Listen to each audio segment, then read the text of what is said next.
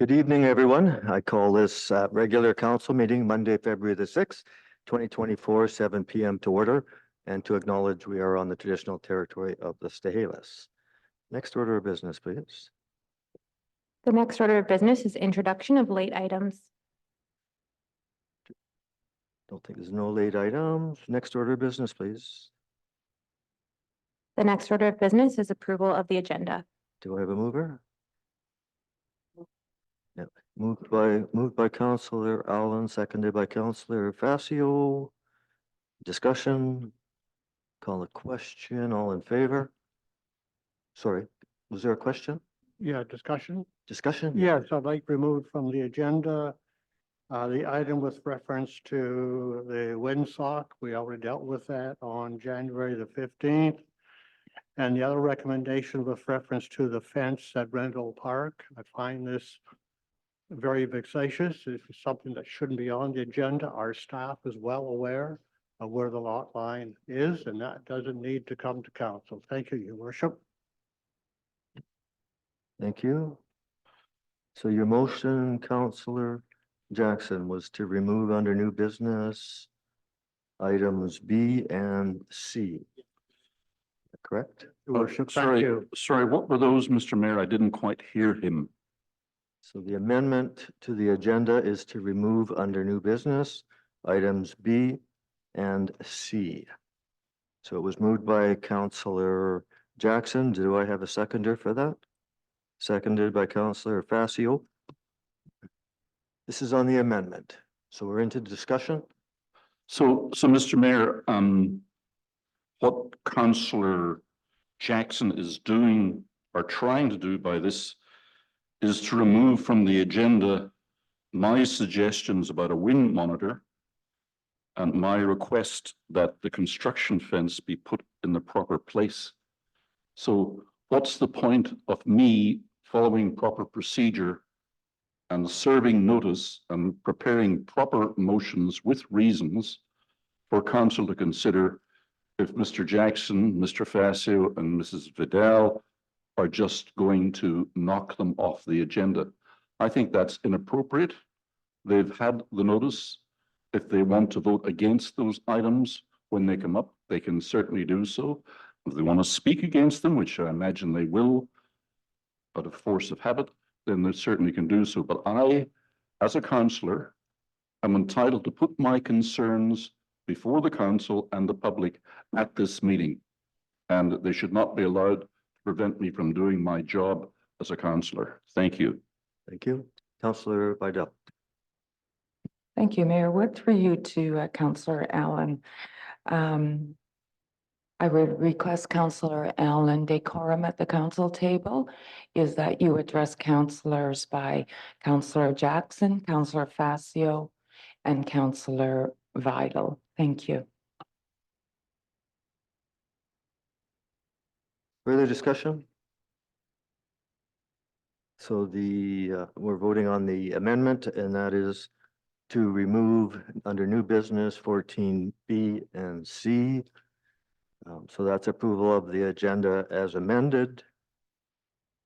Actually, Mr. Mayor, on a point of order, I would like to object to the motions. I think they're out of order. This is a democracy. I was elected, and I'm entitled to put my concerns and the concerns of the residents before the council at this meeting. And by preventing me from doing so by this motion, these three councillors are disenfranchising all those people who voted for me in the by-election. And I think that's completely undemocratic and wrong and ought not to be allowed by you, the chair. I would ask that you rule the motion out of order and get on with the agenda. Thank you. thank you. So I call the question on the amendment. May we have the motion read again, Should I Mr. authority? Mayor, please? I just called the question, Councillor Vidal, but I will, that the agenda be approved as amended, removing items 14B and C. So I call the question. All in favor? Opposed? Motion, the amendment. Opposed, Mr. Mayor? The amendment, Strongly opposed. amendment passes with Councillor Alan and the mayor opposed.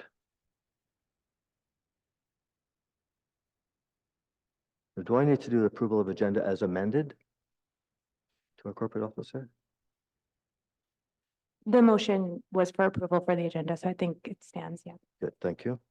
Next order of business, please. Next order of business is adoption of council minutes. So the first one is item A, that the regular council meeting minutes of January 15th, 2024 be adopted. Do I have a mover? Moved by Councillor Vidal, seconded by Councillor Jackson. Errors or omissions? Seeing none, call the question. All in favor? Nobody opposed? Passes unanimously. Next item B is that the special pre-closed council meeting minutes of January 25th, 2024 be adopted. I have a mover, moved by Councillor Vidal, seconded by Councillor Jackson. Errors or omissions? Seeing none, call the question. All in favor? Opposed? Nobody opposed? Passes unanimously. Next order of business, please. The next order of business is business arising from the minutes. Do we have any business arising from the minutes? Councilors? I just had a question for staff on the January 15th, page 6. It's just at the top of the page, and I just to our Chief Administrative Officer, can you just give me an give council an update on the amended motion, and that the motion was and that the matter be referred back to staff to research option 2. Maybe I should go back here a bit. This is to do with I just got to read out the original motion, sorry. So it'll make sense. So that staff this was the original motion, that staff be authorized to proceed with the prescription development for fuel treatment work in Spirit Trail. And then it was amended to look at option number 2 per the January 10th, 2024 email from Blackwell and Associates to look at fuel treatment for the water tower area as a timely alternate to Spirit Trail. So just to our Chief Administrative Officer, please. Thank you, Mayor Wood. I'm going to pass you down to Christy Evans, and she'll be able to provide you with an update. Thank you, Christine. Thank you, Mayor Wood. Blackwell and Associates will be creating a fuel treatment prescription for the water tower area, as well as the Spirit Trail, with the priority being on the water tower area, given the land ownership has less permit restrictions. Do we have a time frame on that? They're still working it into their schedule, so I don't have a finalized one yet. So it's my understanding that same area has to be done before the March 1st bird nesting deadline. Is that correct? Potentially it is. She did also let me know that we could look at bringing in a bird biologist to an area such as that size as an additional option. That's great news. Thank you. You're welcome. Thank you. Thank you. No questions on that. Business arising from the minutes, Councillor. Councillor Allen, if you had any other business arising from the minutes, go ahead. Just on that piece of business, Mr. Mayor, I'd like to point out that we own that land, and there's really nothing to stop us from going in the next month before the March bird restrictions and doing the cleanup. Today, I noticed the area on Miami River Drive where it turns from east-west to north-south. The little park in the center of that has a grove of cedar trees, and we've cleaned that out. And I think that should be used as an example and a standard for what we should do with all of our woodlands. And I see no reason why, when we have put $30,000 aside in the budget to mitigate the fire risk, and we own the land, I believe it's either parkland or part of our infrastructure, why we just don't go ahead and do that cleanup in the month of February. We're having some good weather. It just needs to be done. And I really don't think we need to wait for a consultant from Toronto or anywhere else to be able to clean up some woodland. It's fairly straightforward work. Thank you. Thank you. Any other business arising from the minutes? Seeing none. Next order of business, please. The next order of business is consent agenda. Do I have a mover? Moved by Councillor Jackson, seconded by Councillor Facio. Discussion. Call the question. All in favor? Opposed? Nobody's opposed. Passes unanimously. Next order of business, please. The next order of business is delegations, and there aren't any this evening. Moving along to item 8, which is correspondence. So the first one here is a letter. This is item A, a letter dated January 11th, 2024 from Blair Jennison regarding the proposed dike height increase. I'm going to put all of these together just for receipt. Item B is an email dated January 24th, 2024 from Kevin Penny, crosswalk safety, sorry. And item C is email dated January 26th, 2024 from Councillor Allen, opportunity to minimize the impact of the dike raising along our waterfront. So this is just for receipt. Do I have a mover? Moved by Councillor Facio, seconded by Councillor Allen. Any discussion on receipt? Call the question. All in favor? Nobody opposed? Passes unanimously. Next order of business, please. The next order of business is business arising from correspondence. Is there any business arising from correspondence? Councillor Allen. Yes, Mr. Mayor, I'd just like to point out that 2 of these letters deal with the impact of the raising the dike all along our waterfront. And the second one, being my email, makes a suggestion that we adopt a building code or standard for properties fronting on Rendell Park, in which the necessary flood protection would be incorporated into the new building to be erected in that block. And I think that this is very timely, and I'd just like to ask how we should move this forward to getting some action. Would our Chief Administrative Officer like to respond to that? Yeah, thank you, Mayor Wood. What council needs to keep in mind is that there is a design standard by the province. So it would require some significant engineering if the way Councillor Allen is proposing to incorporate it in private development is the way I understand it.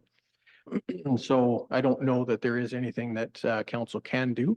But certainly if there's some ideas, we could present it to the design team and see what their input or what their take on the recommendation is.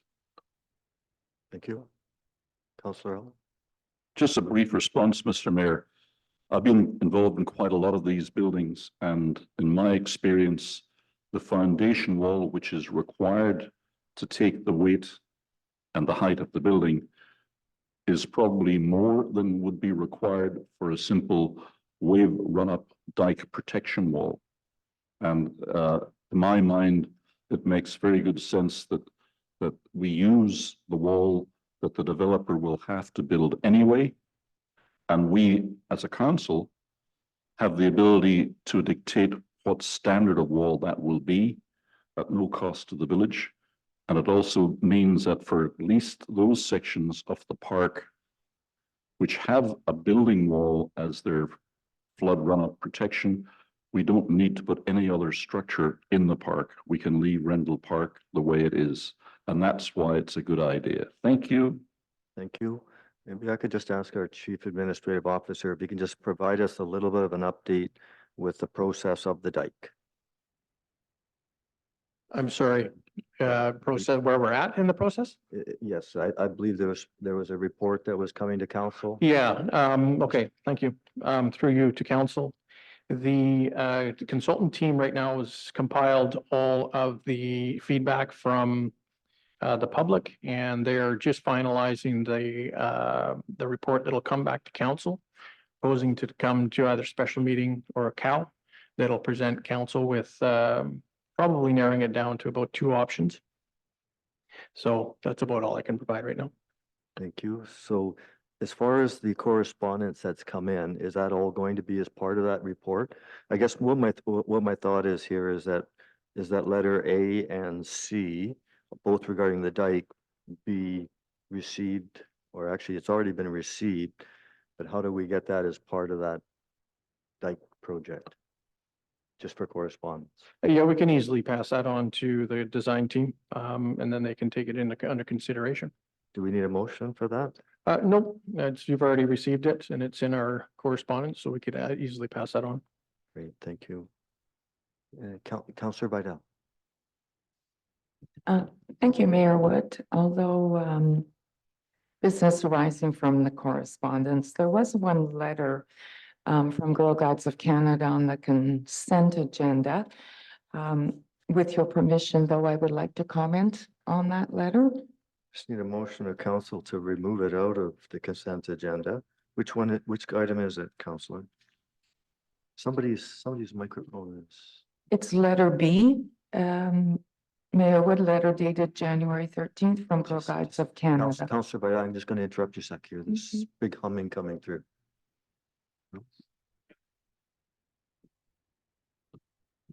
Can you hear that? Yeah, that's better. Yeah, sorry about that, Councillor Vidal. Can you start over again, please? No problem, Mayor Wood. Under the consent agenda, it's Yes. item B, letter dated January 13th from the Girl Guides of Canada, re-support for girl empowerment, February 22nd. Okay, so do I have a motion of council? So that was moved by Councillor Vidal to remove it out of the consent agenda. Yeah. Do I have a seconded by Councillor Facio? Discussion on that? I'm new here, Mr. Mayor. Yes. Don't we have a policy that we don't do this on request? Isn't there part of our council policy that we do not make motions of support for such requests? It can be pulled out of the consent agenda with approval of. I see. Okay, With thank approval you. of the, of council. So that was moved by Councillor Vidal and seconded by Councillor Facio. Any further discussion on just releasing it? Just releasing it. Call the question. All in favor? Nobody's opposed. So this is released. No, go ahead, Councillor Vidal. Thank you, Mayor Wood. I'm going to make a motion to direct staff to have blue lights operational and turned on the exterior of the village office on February 22nd in recognition of BC Girl Guides Thinking Day. Thank you. So you move that. So the seconder, I have a seconder for that, seconded by Councillor Jackson. Discussion on that? Councillor Vidal. Thank you, Mayor Wood. As a many years ago alumni of Girl Guides, it's a wonderful organization which teaches multitude of skills and leadership for young women. And I think this is a wonderful opportunity, so I will be supporting. Thank you. Further discuss, Councillor Facio. Thank you, Mayor Wood. If I through you to Councillor Vidal, if we could just add the village bulletin board outside the office, unless that's what Councillor Vidal would refer. And also in when we have the special light ups for certain reasons during the course of the year, we also have our plaza lights changed as well, if we could add that as well. So your councillor are asking for a friendly amendment to Yes. councillors and Councillor Vidal, you're, Yes, I'm fine with that, Mayor Wood. Thank you. and the seconder was Councillor Jackson. You're good with the friendly amendment? Yes. So are staff okay with that motion? Good. So we're gonna call the question on the motion, and that's to put the lights. I didn't quite get all the details on it. But staff have the motion in hand. So I call the question. All in favor? Nobody's opposed, so that passes unanimously. Next order of business, please.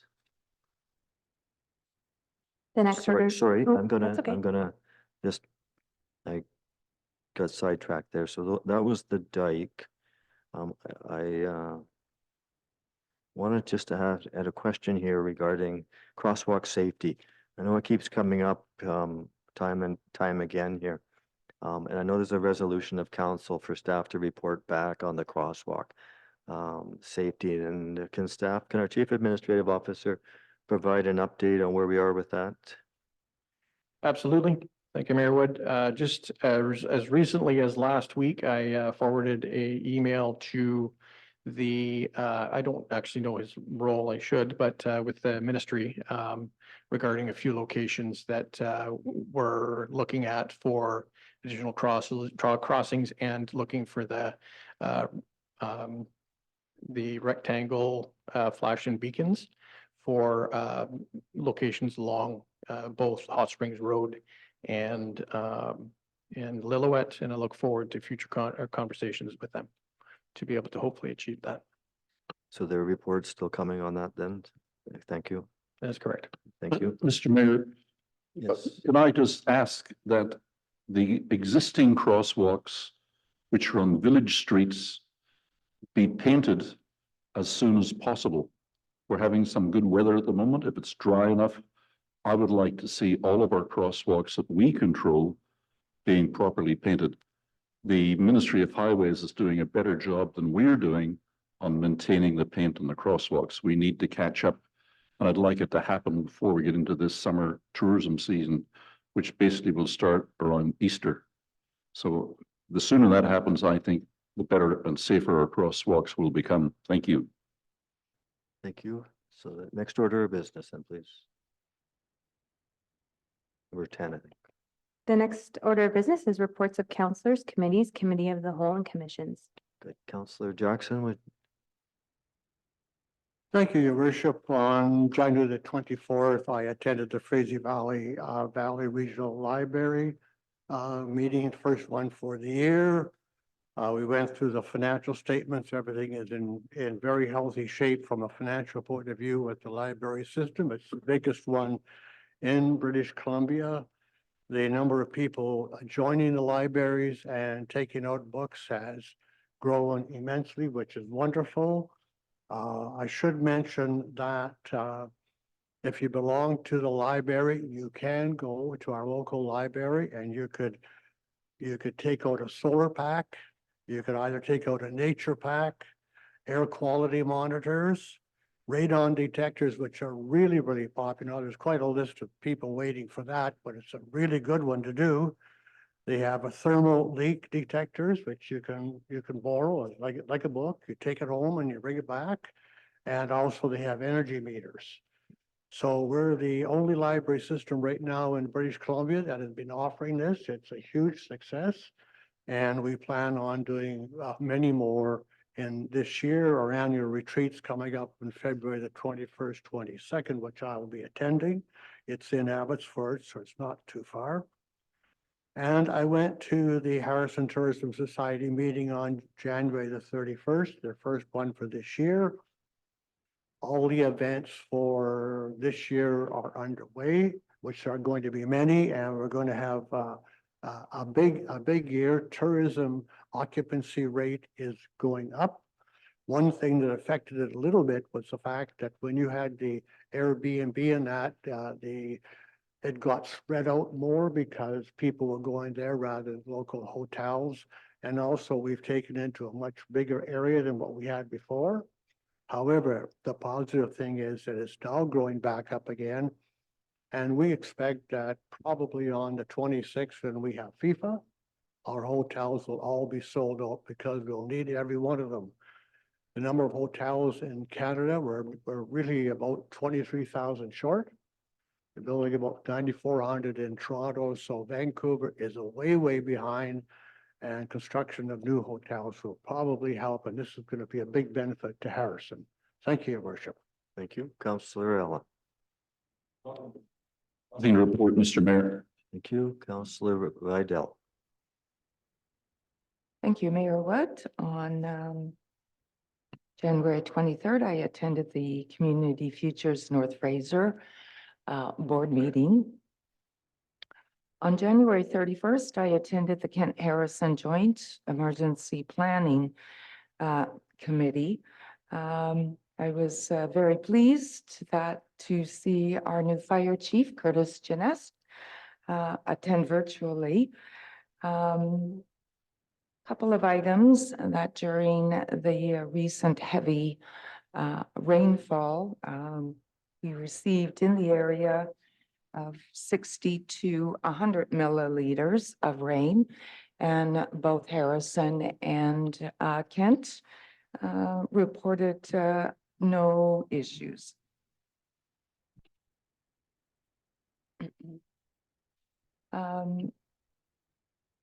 There will be updates and ongoing updates to our emergency plan. They're ongoing as per the new BC Emergency Act. Our snowpack is currently at 44% below normal. And I was also happy and pleased that our community services manager provided an update on our planned Fire Smart Open House and an update on our funding applications through the BC government. And that's my report. Thank you. Councillor Facio. Thank you, Mayor Wood. Not too much to report, just a couple of brief things here from the Fraser Valley Regional District. The first part was the committee of the whole, but that was a closed meeting. I can't discuss that, but went very well.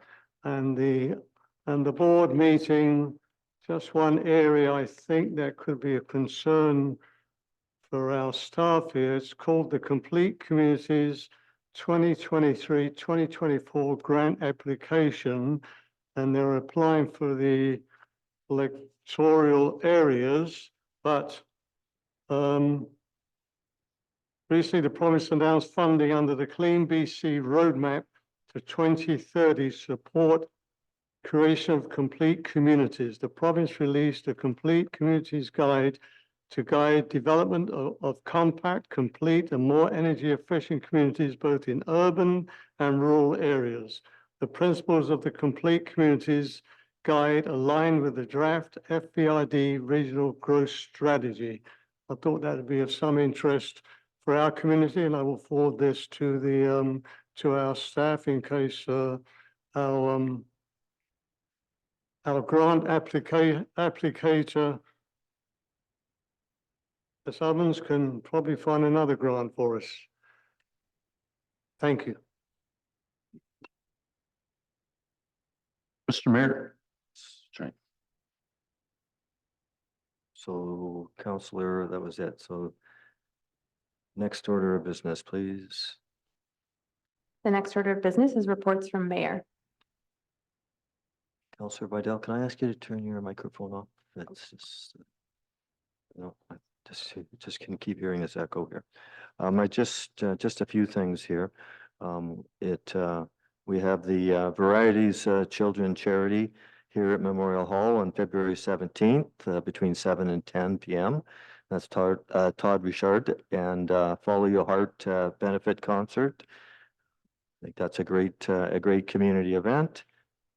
I just wanted to announce that on the village's website, it's I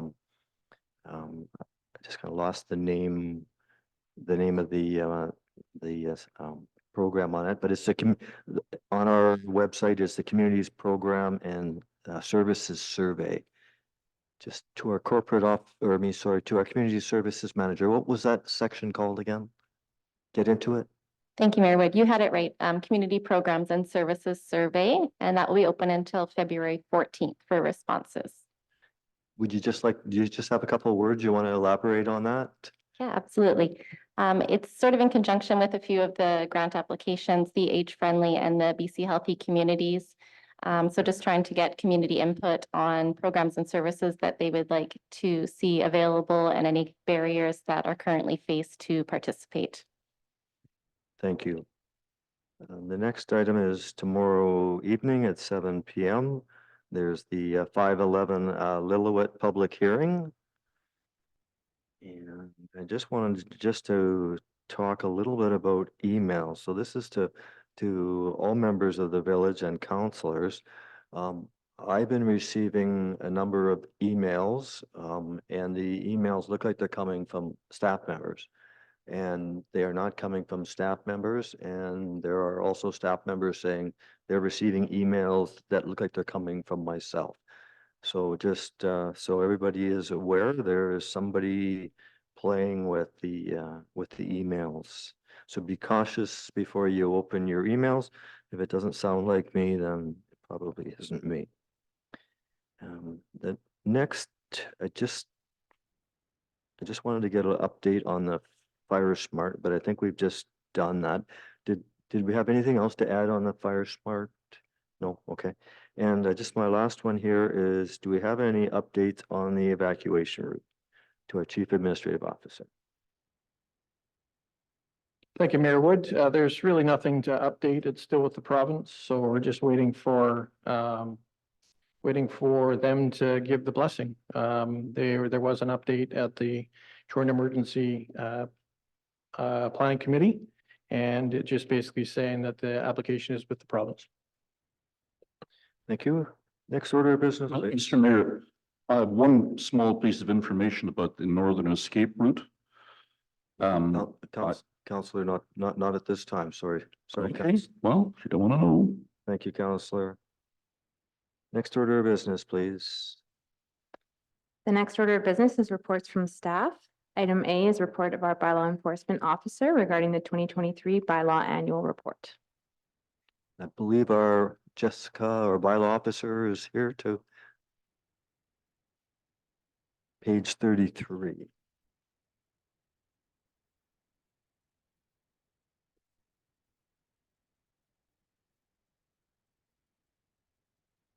Thank you. Good evening. So I have my bylaw annual report. It's very much like last year. Last year was quite a bit busier than it was for 2023. So 2022, we saw 293 bylaw tickets written in the summer months, and we went down to 131 for last year. We see the same typical infractions for parking in the stalls greater than the time on the signs, in the boat launch without a permit, along crosswalks, and in the bus zone. So we did see a lot fewer visitors along the beachfront this past year.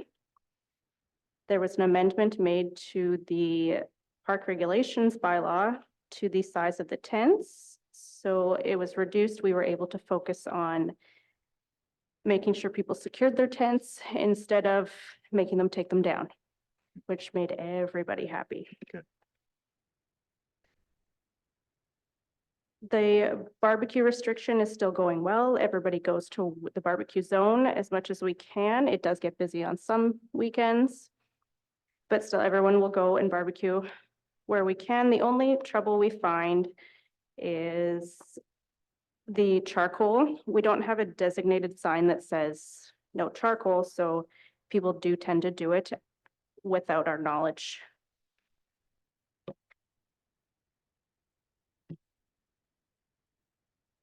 Okay, so highway and traffic bylaw number 974. So we had some new lines painted and signs in the boat launch. To us, it made it more visible for where the boat launch parking, where they were supposed to park instead of like precise parking. It was difficult for a lot of people to understand. They see a parking spot, they go park there, and they end up getting a ticket and they get very upset. I don't think there's anything wrong with the signs. I think they work well. I think the lines on the road work really well.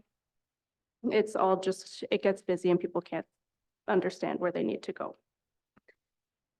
So other issues we face, we receive complaints around property maintenance and zoning.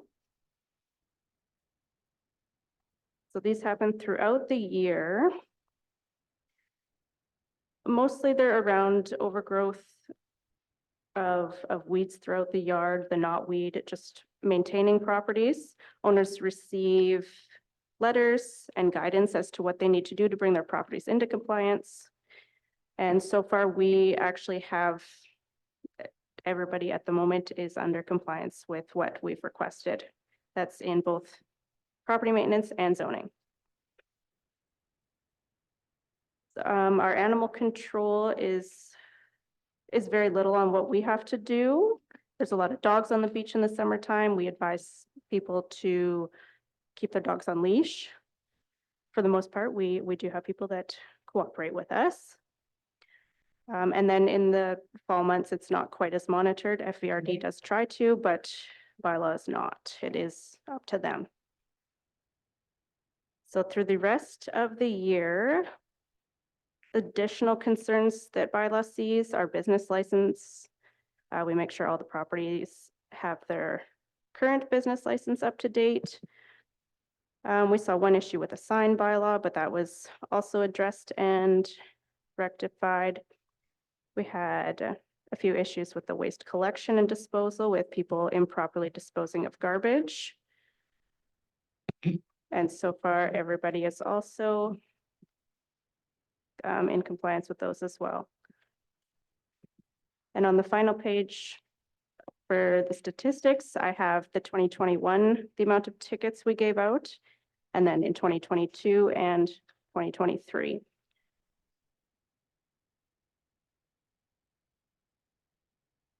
And it just differs per year, but you can see the highway and traffic did go down. And I think that's basically everything we touch on throughout the year. Thank you, do councilors have any questions? Councillor Passio? Yes, thank you, Mayor Wood, through you to, just one question, Jessica. Page 41, you have a picture there which states this property is deemed to have an unsafe structure. Where are we with that? The property did receive some correspondence from us before the end of the new year, and since then they have leveled out the property and they have boarded it and made it secure, but that's as far as I know. I believe that is the one on that fronts Esplanade and That's the one. Lillooet. And I've seen several complaints regarding from residents from the condominium close by regarding the young folks getting in there and, you know, sort of breaking the Mhm. doors that have been boarded up or the windows, but they're still getting in there. So I believe the Yeah. police has been notified as well, but I'm not sure where the village is. That's not your job, but in regards to the unsafe structure, that's what I'm concerned about. As of right now, it has been secured. So any opening that had been tampered with has now been reboarded up.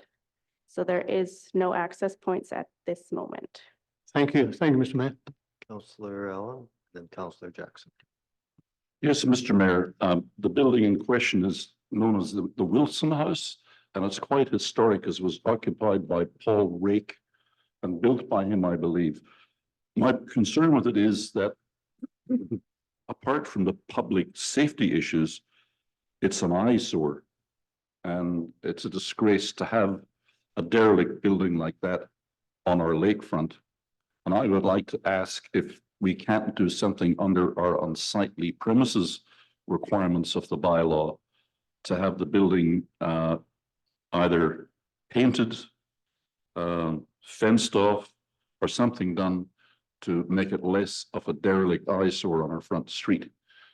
Do we have the power under unsightly premises to have the building brought up into some kind of a level of good appearance? Not necessarily. Would our chief administrative officer like to speak to that? Yes, thank you, Mayor Wood, through you to Councillor Allen. It has been many years that we've been dealing with this, but there is a process that we need to follow in order to enforce these.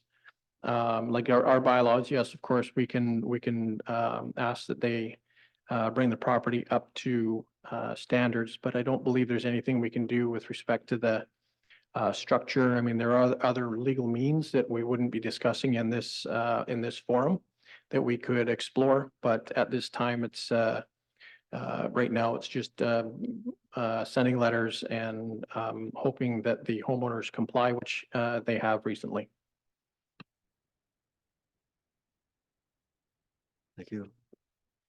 Counselor Jackson. Yeah, sure. So last time I was on council, we tried to deal with this particular property. We even got so far, I believe, as going to court. And if my memory's right, they didn't go in our favor. This was supposed to be all removed and a new building go up and all that sort of thing happen. Of course, it hasn't. Now we've gone another 9 years and hopefully now we can get something done. Thank you, Your Worship. Thank you. Counselor Vidal, did you have anything on? Go ahead.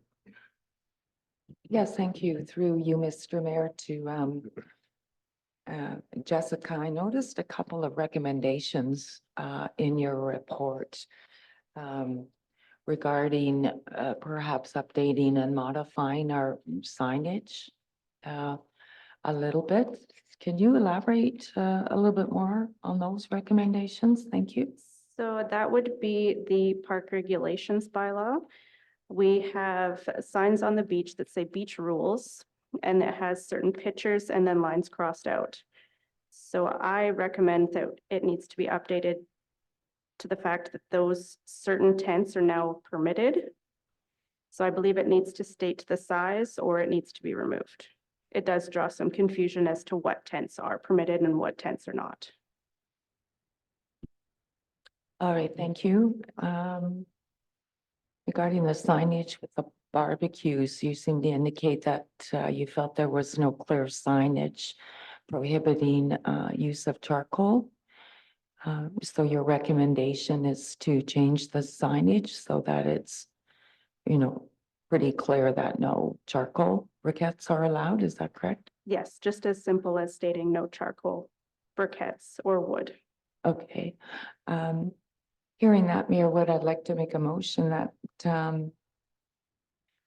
staff complete the recommendations related to updating and modifying signage as contained in the 2023 bylaw enforcement annual report, and to have staff come back with a modification of our bylaw as suggested by Jessica. Thank you. Thank you. Do I have a seconder for that? Moved by Counselor, seconded by Counselor Jackson. Discussion on this? I'd just like to offer, just before, maybe I can just do a friendly amendment to this, Counselor Vidal. I just want to make sure that all 4 of the recommendations, there was 4 recommendations on page 36, 38, 40, and 42. Did you include all of those in your motion? I believe so, Mayor. What I indicated, or the motion read, that staff complete all recommendations. All recommendations, correct? Thank you. Okay, Now, Thank you. thank you for that. Pardon me, Mayor Wood. Pardon the interruption. I believe that Councillor Vidal added a report to come back to council. If the motion can be amended just for the recommendations to be adopted, then we'll loop it into next year's budget. Counselor Vidal, you're good with that? Yes, friendly that's amendment? fine. Thank you. And Counselor Jackson, you're good with that? Okay, so any further discussion on the motion? Seeing none, to call the question. All in favor? Nobody's opposed. That passes unanimously then. Thank you very much, Jessica. That's a nice report. It's helpful to get feedback, a positive and the negative part of it. And it seems to be you've heard some comment on that house, and please keep us informed, and if we can help you as much as we can. Thank you. Great. Thank you.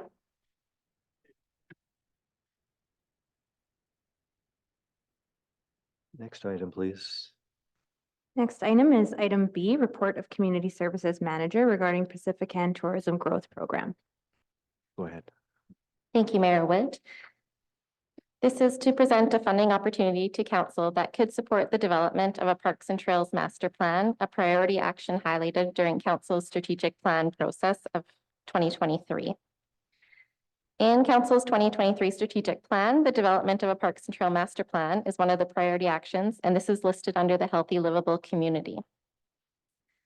Pacific Economic Development Canada is presenting the Tourism Growth Program with a call for applications. The priorities include supporting active tourism, increasing tourism benefits for the community, supporting the Indigenous tourism industry, and extending the tourist season. Grant funding is available up to a maximum of $250,000. Council previously identified the importance of having a Parks and Trails Master Plan completed for the community. Contributing to the success of this plan, staff identified the opportunity for a new Parks and Trails signage program to be implemented. Staff would like to work with Stahelis to incorporate traditional artwork into future park and trail signage throughout the village.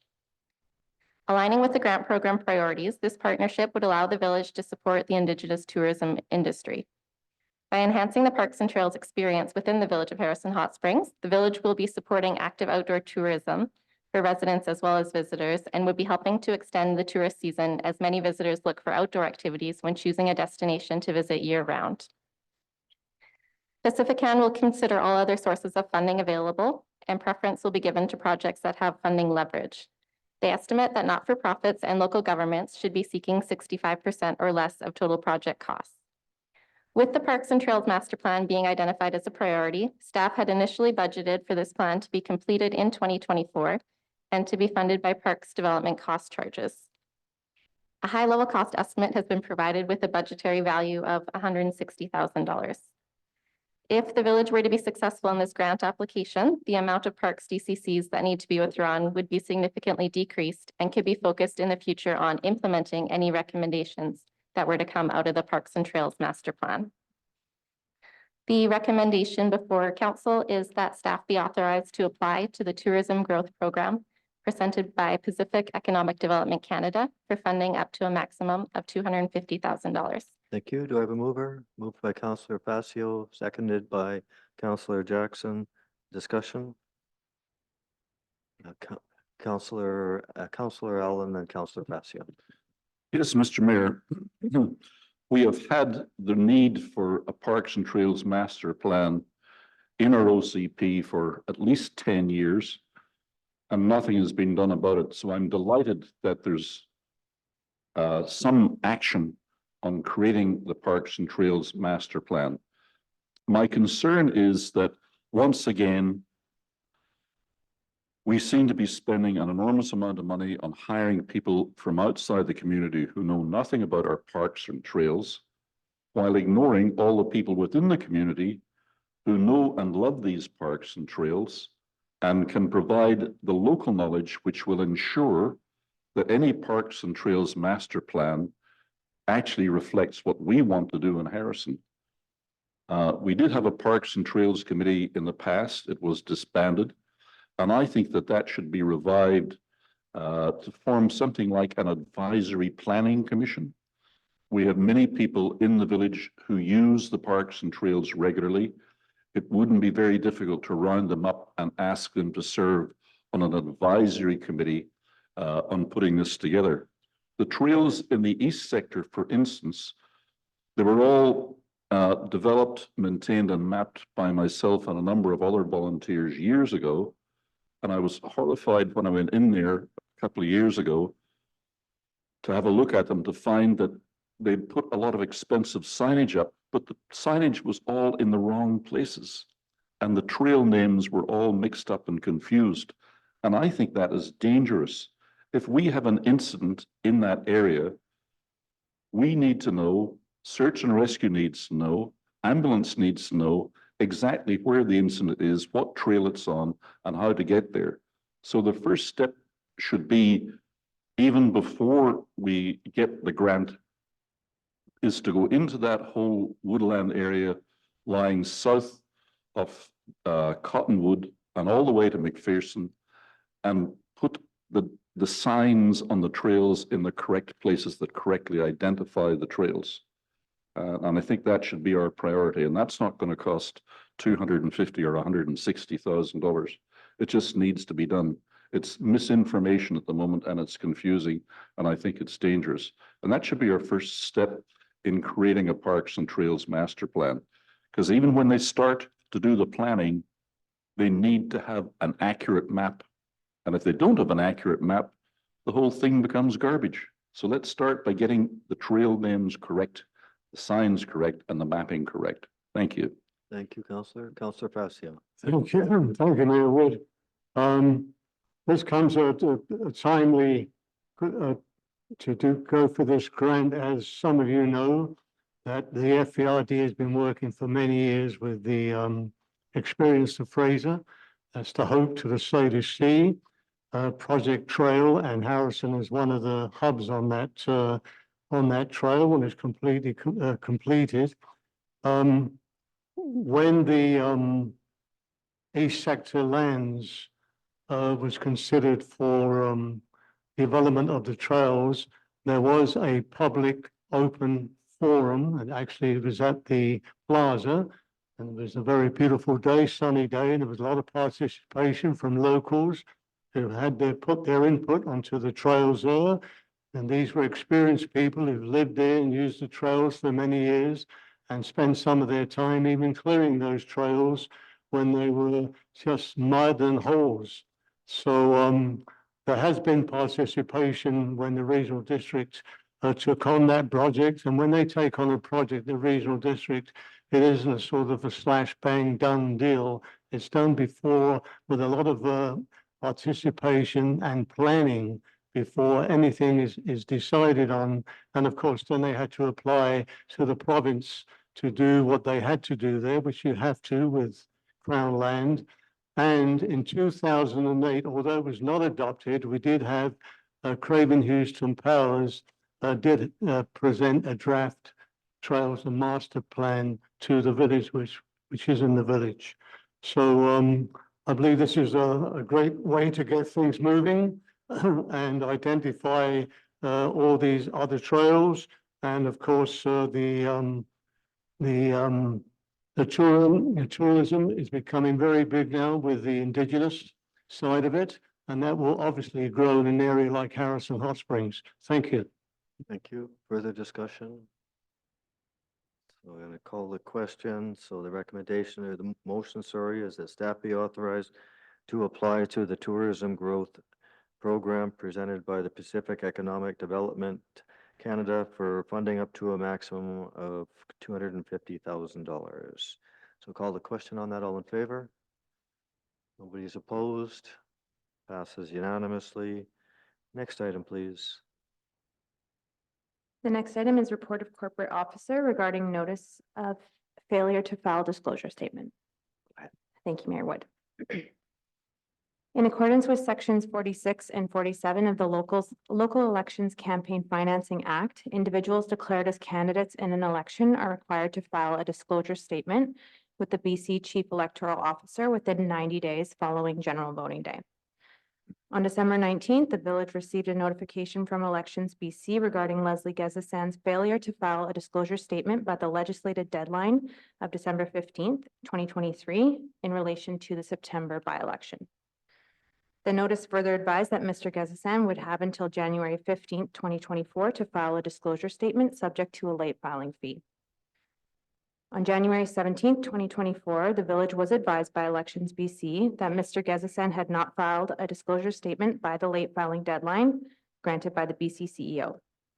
As a result, he's now disqualified from being nominated for, elected to, or holding office on a local authority until after the next general local election on October 17th, 2026, pursuant to Section 64(2)(b) of the Local Elections Campaign Financing Act.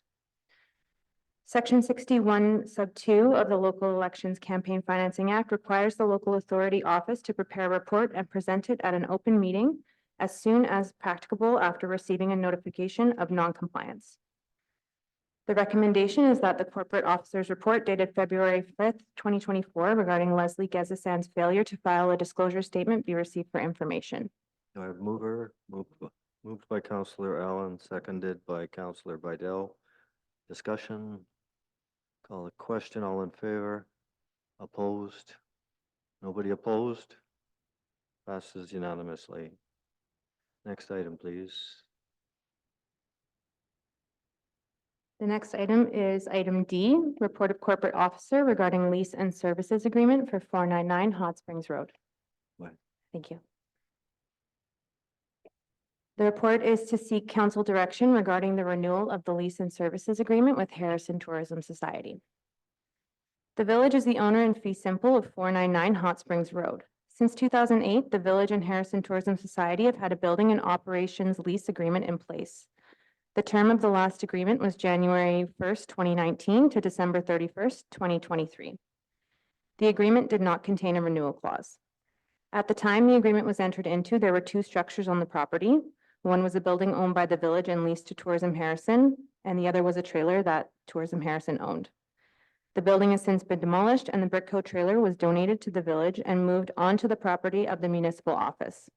Since the last agreement was signed, tourism has constructed a new, fully accessible visitor center and Sasquatch Museum on the lands, which is currently nearing completion. In exchange for the use of the land, Tourism Harrison agrees to operate the visitor center and museum for a specified number of hours per week and promote tourism in the community. Attached to this report is a draft agreement for council's consideration. In previous years, the lease and services agreements were agreed upon in 5-year increments. At the October 19, 2020 regular council meeting, council voted to support Tourism Harrison's application to the Community Economic Recovery Infrastructure Program to fund the construction of the new building and provided a letter of support to that effect.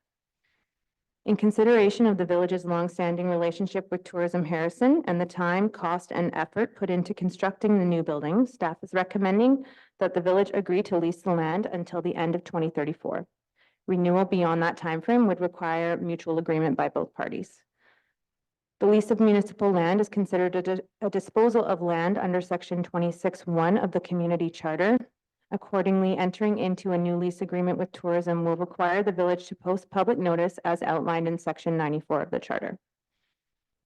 As part of the agreement, the village has paid Tourism Harrison $21,000 per year for visitor servicing since 2018.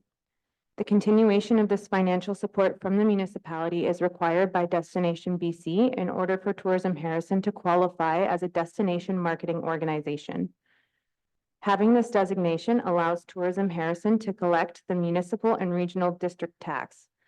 At the February 1st, 2021 regular council meeting, council voted to support Tourism Harrison's application to be designated as the MRDT recipient, and they have been collecting the 3% MRDT since that time.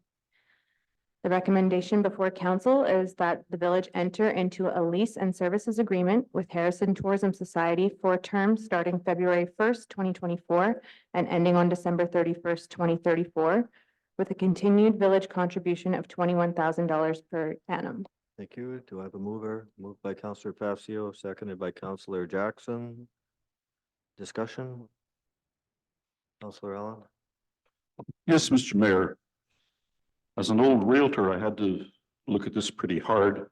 The first thing that I would like to do is I'd like to see the survey pins of the land that we're dealing with.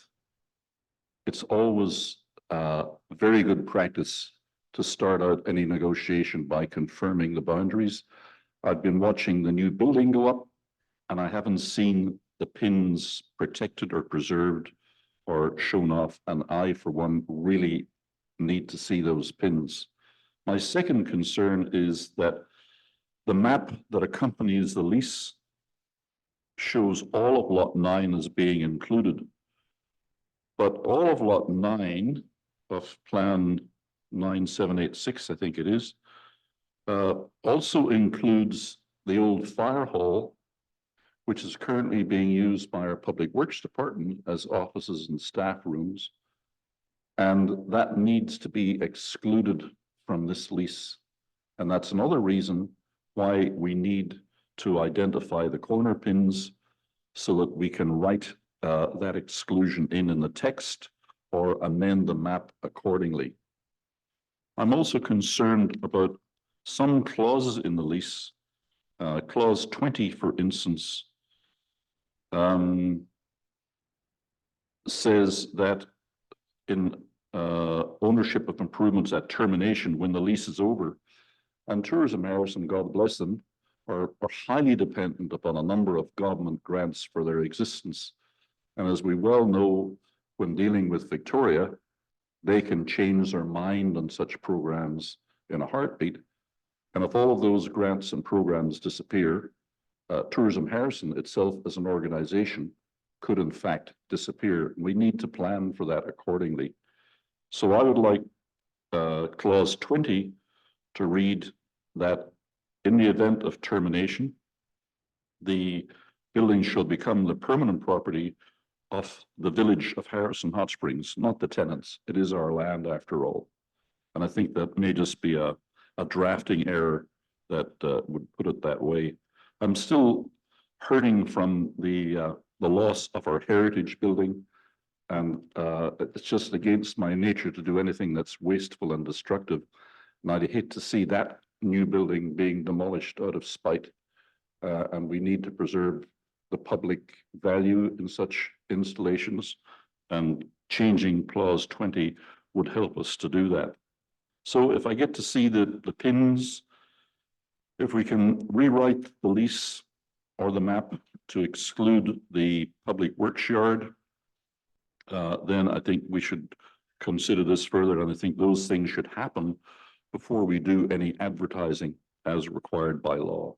Thank you. Further discussion? Further discussion? I actually just had a couple of comments on it too. I mean, all my professional years of experience in municipal facilities, I've never seen a lease of a building that actually has a foundation. And that's part of the property. To me, this lease should incorporate the building. I guess there's a number of concerns over that. I would assume that the building permit itself was probably taken out by the village itself, because Tourism Harrison isn't the legal owner of it. I mean, the building, tourism had a building and they had land. So now they're just asking for a lease on the land. But I mean, we provided them with the building. They decided they wanted to improve. Fantastic. They got great money. They got it. And I believe strongly that this lease should incorporate the building too. One of my beliefs is that it's just a matter of time. People don't realize how much it costs to maintain a building like that. I don't know where Tourism Harrison is, I should say Tourism Harrison River Valley, and where they're going to come up with the money for the maintenance and repairs of this building over the years. The first few years, they may be lucky and it may be minimal, but it's just going to increase exponentially over time. So, you know, there's a huge cost for it. When you read the contract here, there's sections in here which makes it sound like the building still exists. And that would be specifically on, bear with me.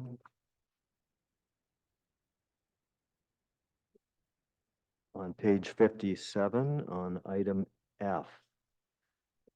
It states that the tenant's responsible for the minor repairs and maintenance, which means that the village would be responsible for the major maintenance. And then when we look down in paragraph K, it talks about without limitation, all major repairs will be the it looks like it's the Tourism Harrison. So one contradicts the other, and it's over the next 10 years. That's going to be a substantial amount of money. So you know, I think Tourism Harrison here, just in their in the operating costs, utility costs, there's a lot of monies that I believe that they didn't really think about. So I really would caution us to enter into this contract. At this point, I would like to, actually, I would like to move that I refer this back to staff, just to refer it back to staff, just to have a look at the comments that Councillor Allen made and myself. And I think one of the most important ones too is the map that shows the area that they're leasing. And as Councillor Allen says, it shows that they're leasing the Public Works, the old fire hall. So I think there's a few things that need to be corrected on that. So the motion on the table is to refer this back to staff. Do I have a seconder? Seconded by Councillor Allen. Further discussion on that? Call the question, all in favor? Opposed? Motion fails with Councillor Bidell, Facio, and Jackson opposed. So we're back to the main motion. So the main motion here is that the village enter into a lease and services agreement with Harrison Tourism Society for a term starting February 1st, 2024 and ending December 31st, 2034, with a continued village contribution of 21,000 per annum. Call the question, all in favor? Discussion on the motion, Mr. Mayor? That was already, we've already been in discussion. You had your opportunity, Councillor. But I didn't expect. Shh. I call the question, all in favor? Opposed? Motion, order please. Motion passes with Councillor Allen and the mayor opposed. Next item, please. The next item is item E. Item E, report of corporate officer regarding FVRD boat launch operation agreement. Go ahead. Thanks. This report is to present a new boat launch operating and management agreement for council's consideration. The Fraser Valley Regional District has been operating the village's boat launch since 2013. The most recent agreement between the village and the FVRD expired on December 31st of last year. The FVRD has expressed an interest in continuing to operate the boat launch on the village's behalf. If the village wishes to continue with this arrangement, FVRD has requested that they be advised as soon as possible in order to ensure that the boat launch will be ready to open for the 2024 season, which has historically been the first Friday in March. A proposed agreement is attached to this report for council's consideration. The agreement sets out the dates and times that the boat launch will be open and the financial responsibilities of each party. The FVRD pays all costs arising from the operation and management of the site. This includes management and payment of the subcontractor who works at the boat launch. The village is responsible for costs associated to maintenance, repair, water, sewer, and utilities. As part of managing the boat launch, it is the FVRD's responsibility to open and close the gates and washrooms, collect the fees as set out in the village's bylaw, launch imagery, boats, and complete janitorial duties. Management of any issues that arise with members of the public is taken care of by FVRD, while any correspondence from the public regarding the fees is handled by village administration. The village is not equipped to operate the boat launch with current staff levels and is greatly appreciated having the FVRD field complaints or issues that arise from day-to-day operations. One recurring problem is that the bathrooms are closed for cleaning before the boat launch closes at 8 p.m., with reports from members of the public that the bathrooms have been closed for the night as early as 6 o'clock. The boat launch is only staffed by one person, and it can be a challenge to clean the bathrooms and facilitate the launch and return of boats at the same time. Although there are public washrooms just a short distance away at Rendell Park, the village has received multiple complaints regarding this issue. The FVRD is receptive to working with the village to address the logistics of altering the bathroom closing time to be in line with the closing of the boat launch. The agreement with the FVRD for the operation of the boat launch has been running smoothly for a number of years. Additionally, the revenue sharing structure outlined in the next section has been advantageous to the village. Staff is recommending that council continue the relationship with FVRD for operation of the boat launch by entering into a 2-year agreement with an option to renew for an additional 2 years. The proposed new service agreement does not present any changes to the collection of funds provision that have been in place since 2013. Since the village has partnered with FVRD, the agreement has stipulated that the FVRD shall collect all funds arising from the operation of the site, shall pay the village a minimum of $14,000 per year, and that any additional profits will be equally split between the two parties. Below is a table showing the total amount of revenue to the village over the last 5 years as a result of this revenue sharing structure. So you can see that for this past year, the village received $19,853. The recommendation is that council approve entering into a new agreement with the Fraser Valley Regional District for the operation and management of the boat launch for a 2-year term with the option to renew for an additional 2 years. I have a mover, moved by Counselor Facio, seconded by Counselor Jackson. Discussion, Yes, Mr. Mayor. Counselor Allen. Well, when we built this boat launch many years ago, the intention was to earn money for the community and to keep money in the community. And for many years, we had local Harrison residents as our operators. We split the revenue with them 50-50. And the village got, let's call it if the revenue is 100,000, we got 50,000 directly. The other 50,000 that was earned by the Harrison residents stayed in the community. I am opposed to us giving up this revenue, and I believe there are many people in Harrison who are quite capable of operating that boat launch ramp for the summer season. Many retired people, retired couples, who could do that and still have their winter holiday. So I am opposed to renewing this lease with the regional district because it does not provide us with enough money, in my opinion, to even cover our operating costs on the boat launch ramp. I haven't seen a report on the gross revenue for the last 5 years, and that would be useful. But I know that we have done extensive work down there, including redecking the ramp. And I would be surprised if the $20,000 that we earned in 2023 came anywhere close to covering the costs of our own operations. So it's not working for us as a community. It's not keeping the money in the community. We don't have control of our own facility. And if we're going to continue to lose money by operating a boat launch, I'd have to ask myself, why are we doing this? I think it should return to the village of Harrison.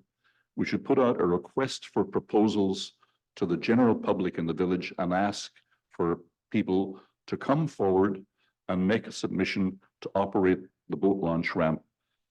Our whole idea of being a self-sustained and self-sufficient community depends upon us keeping the money in the community, keeping the jobs in Harrison, and keeping control of our own facilities. So I'm opposed to the regional district extending even for a year. I think we should break ranks with the regional district and let local Harrison people have the opportunity to work in the village and to provide this service. Thank you.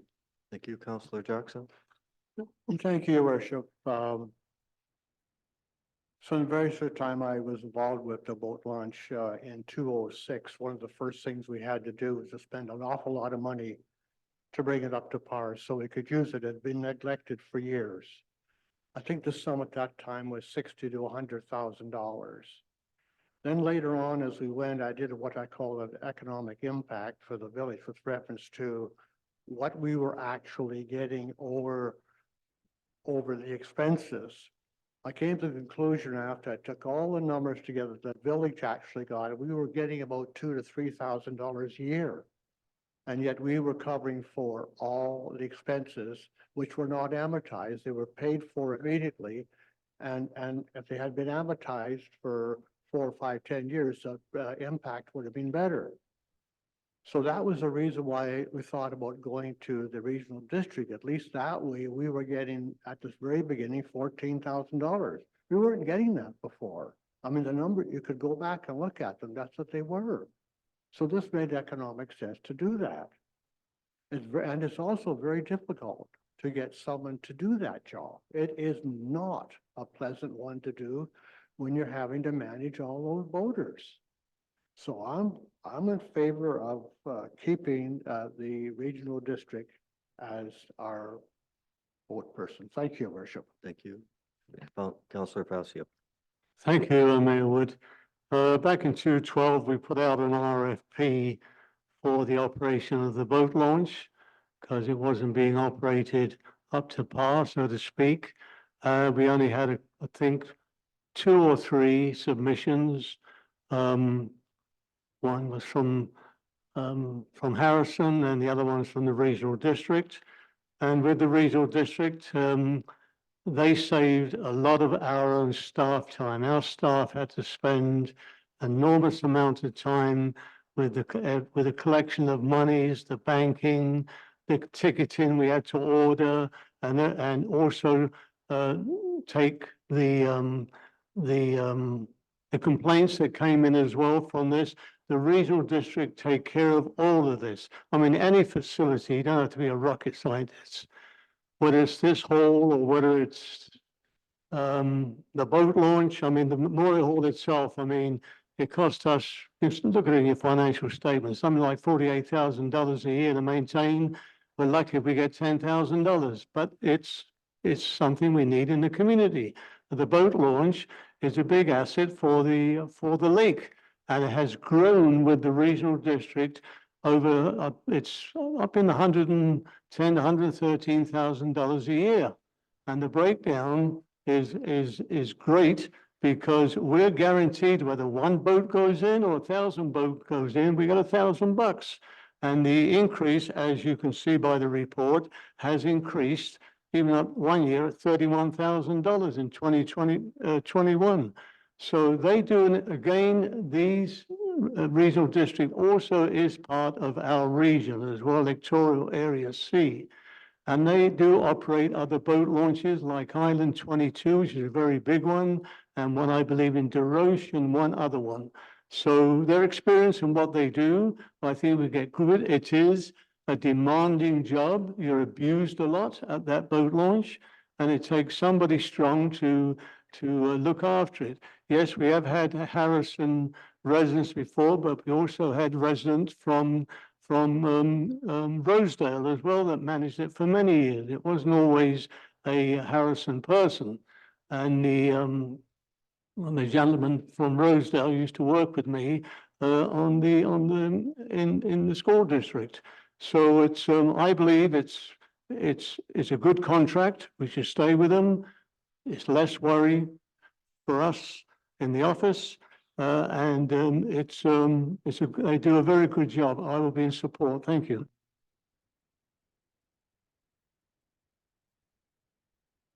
Councillor Vidal, sorry, I have my speaker. Thank you, Mayor Wood. I also support the recommendation. I don't know where else that you don't have to be involved or feel any of the difficulties or the complaints or any of the headaches associated with it. And then at the end of the year, we get handed over average $20,000, I say. But in my opinion, the regional district and their contractor has done an outstanding job of managing the boat launch. And during the summer months, I often walk down there and check in to see how things are going. And the contractor is amazing. And she's a person who will not allow boaters to override her, and I'm in full support of the recommendation. Thank you. Thank you, Councillor. I guess we have no guarantee who's going to actually be the employee though, or if the employee was to stay. I guess I just had a few questions to our Chief Administrative Officer. I thought that parts of the monies were donated to search and rescue. Thank you, Mayor Wood. I'll pass you down to our finance officer to answer that exactly. Thank you, Mayor Wood. Yes, you are correct. Every year, there is a percentage of the revenues that are donated to the search and rescue. So for example, in 2023, there was $7,300 donated to the organization. That's just based on a percentage. Thank you. Thank you. I'm just looking at the map of it, and I was walking down there the other day and looking at the parking, and we just heard our parking bylaw officer, and the very last word she said that it seems to be working, but yet there's still problems down there. But when I walk down there and look at it, I find it quite complicated with the parking sections. We seem to have, looks like about 15, 20 parking stalls, which are just for regular vehicles, which are in this zone that we're using for the boat launch is, no? To our chief administrative officer, yes? Thank you, Mayor Wood. I'm actually not looking at the map, but there is a row of parking, angle parking that is on the, yeah, this isn't 100% correct. The angle parking that is along the wall is actually managed by Precise. It's the angled parking, the longer stalls. That is what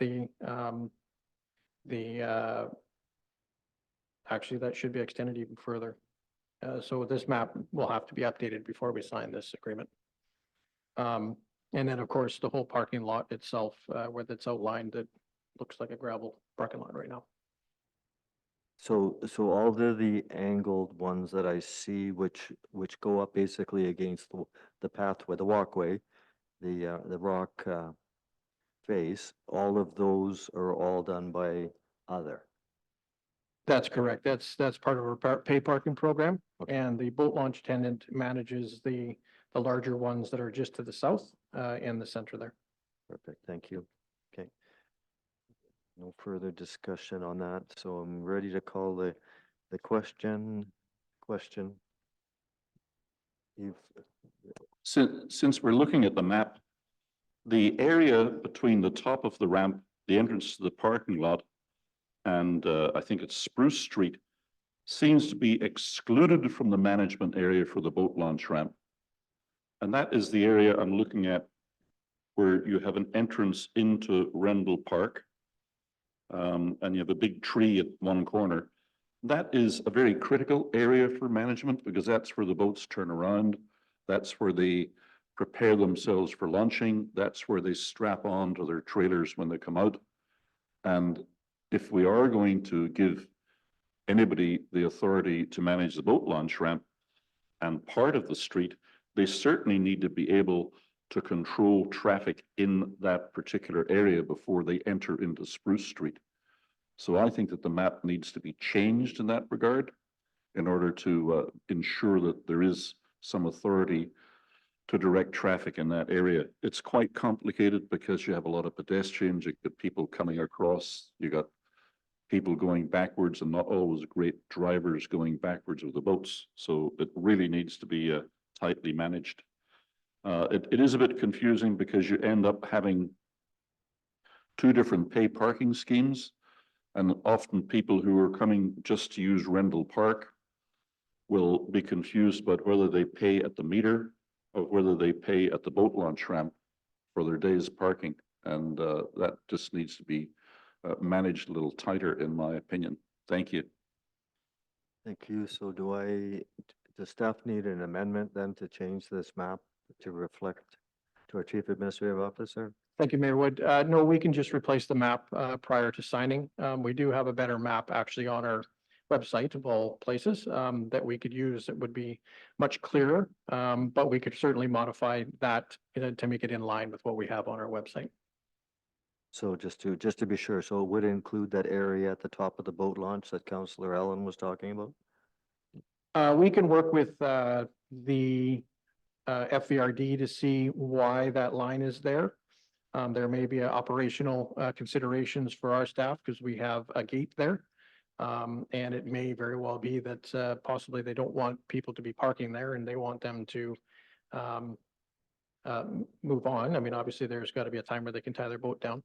But we'll work with them and then update the map. And then I believe you, Mayor Wood, will be a signatory to this draft, if I'm not mistaken, or is it just, oh no, it's our corporate officer. So we'll just make sure that it's in line with the comments that were made about the parking. And then we'll confirm with the FVRD why it's like that.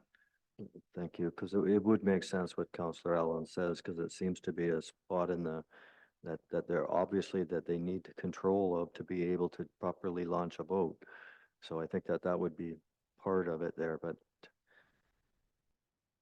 so the recommendation here is that council approve entering a new agreement with the Fraser Valley Regional District for the operational and management of the boat launch for a 2-year term with the option to renew for an additional 2 years. Call the question, all in favor? Opposed? Motion passes with Councillor Allen and the mayor opposed. Next item, please. Next item is item F, report of planning consultant regarding the consideration on the issuance of a development variance permit. Go ahead, Ken. Thank you, your worship. This is required changes to the zoning bylaw 1115/2017 that specifically apply to this property. And it's required to change the extension of a garage from 5 meters up to 14.7 meters, a change of 9.7 meters. If there's a site plan that's located on page 80 of this council package. The parcel is zoned R2 and is located adjacent to McCombs Drive. Along the northern, southern, and western boundaries of the site, all the parcels of lands are also zoned for R2 activities. The parcel size is approximately 698 square meters in size and is relatively flat. The change of the current building structure mass coverage with the addition of the proposed 9.7 meter extension onto the existing garage could impact the current surface water drainage volume and direction. We don't have any information at this particular point, and this is why it is being recommended that the applicant be required to obtain a surface water flow report. The current allowable lot coverage is 40%, and with the proposed addition to the garage, the lot coverage will be approximately 27%.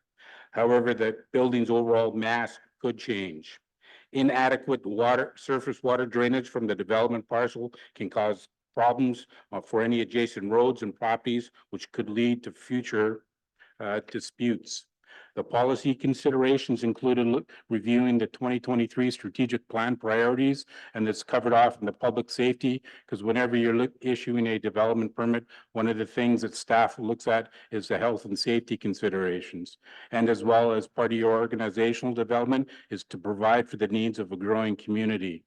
The zoning bylaw 1115/2017 was looked at, and this included the permitted uses of the R2 zone and the section 4.2A2 requirements. OCP 864/2007, low residential area policies. As per the bylaw, single family and 2-family duplex residential developments are permitted.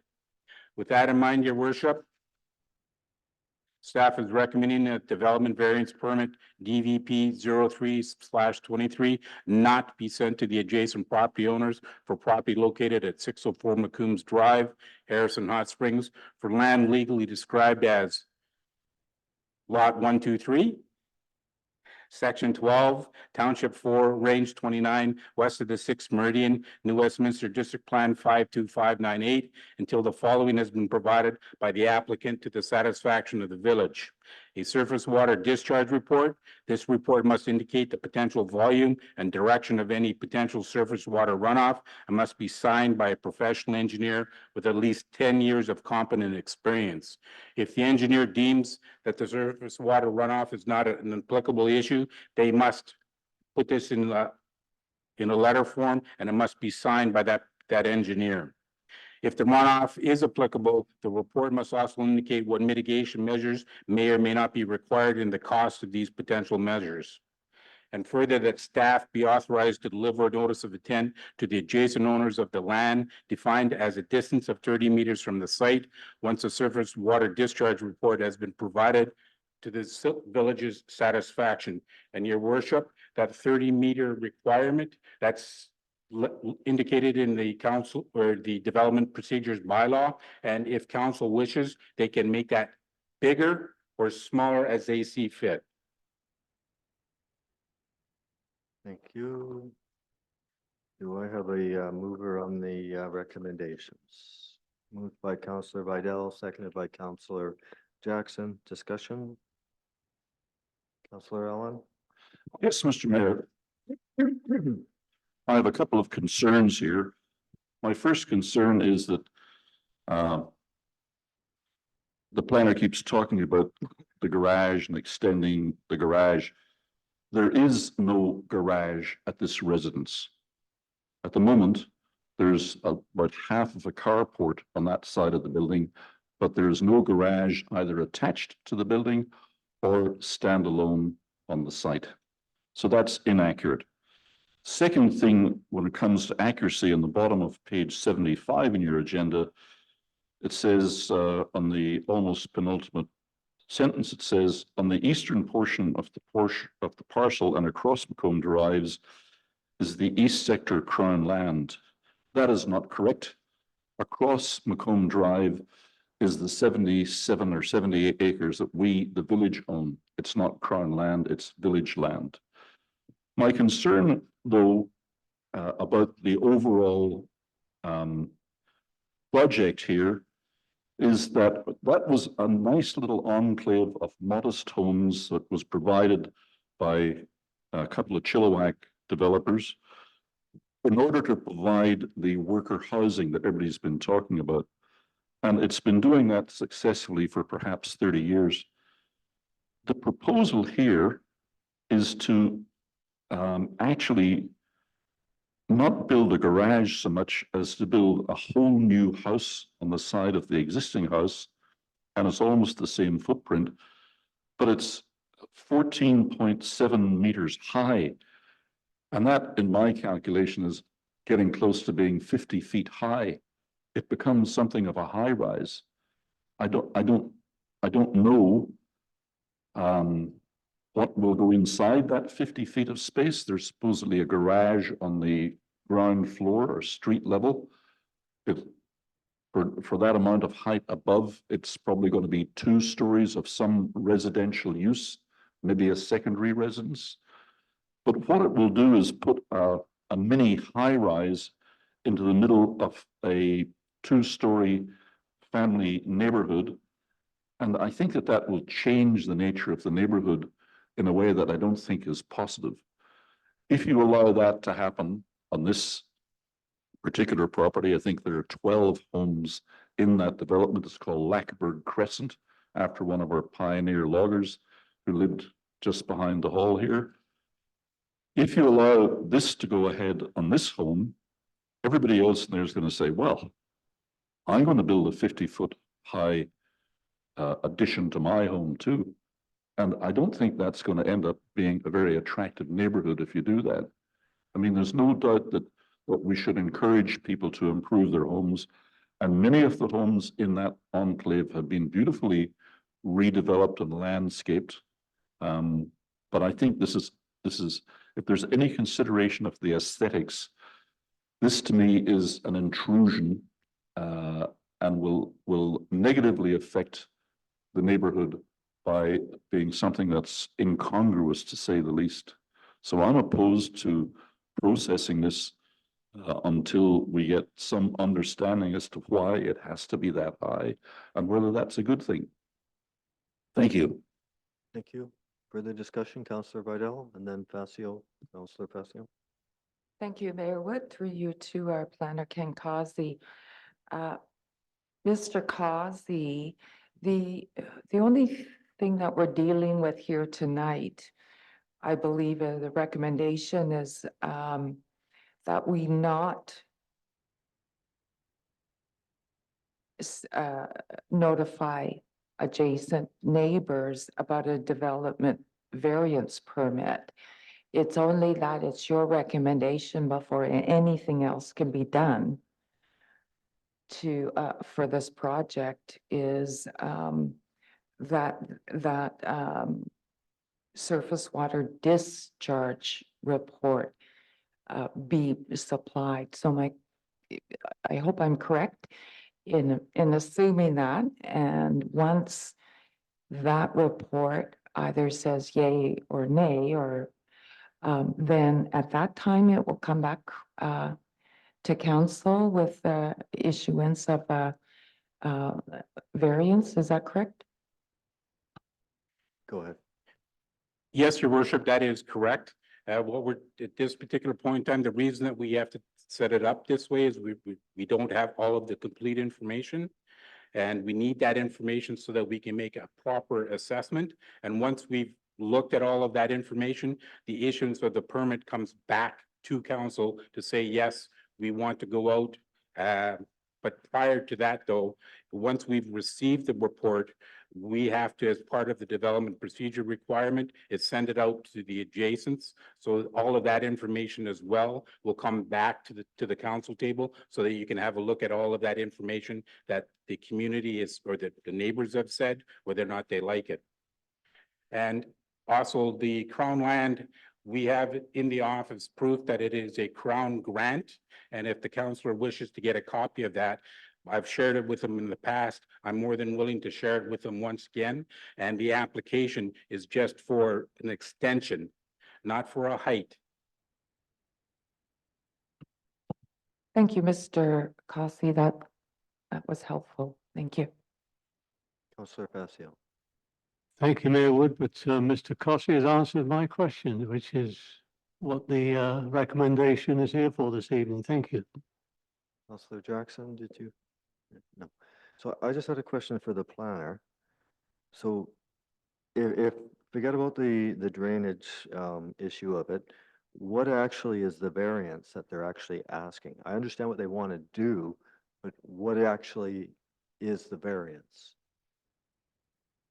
Thank you, your worship. What the variance is, it's under section 4.2, paragraph A sub 2 of the zoning bylaw. And the proposed extension of the garage is considered an authorized accessory use. The applicant, however, wishes to vary the requirements of this section to change the requirements for their property from 5 meters up to 14.7 meters. That's a condition in the zoning bylaw. And the development variance permit is used to change things on a site specific. And just because you issue it on this property does not mean that it's a precedent that you have to issue it for any other adjacent property, because it's done on a case by case analysis. But they're looking to change that requirement to up 9.7 meters. Thank you. I just have one other question for you. So this, we call it a garage, but we know it's not a garage because it's got an upstairs living space on it. So it is a 2-floor, looks like a coach house. So the lower floor, is that slab above floodplain? Is that why we're looking at drainage issues? No, your worship, it's just because of the mass of the building.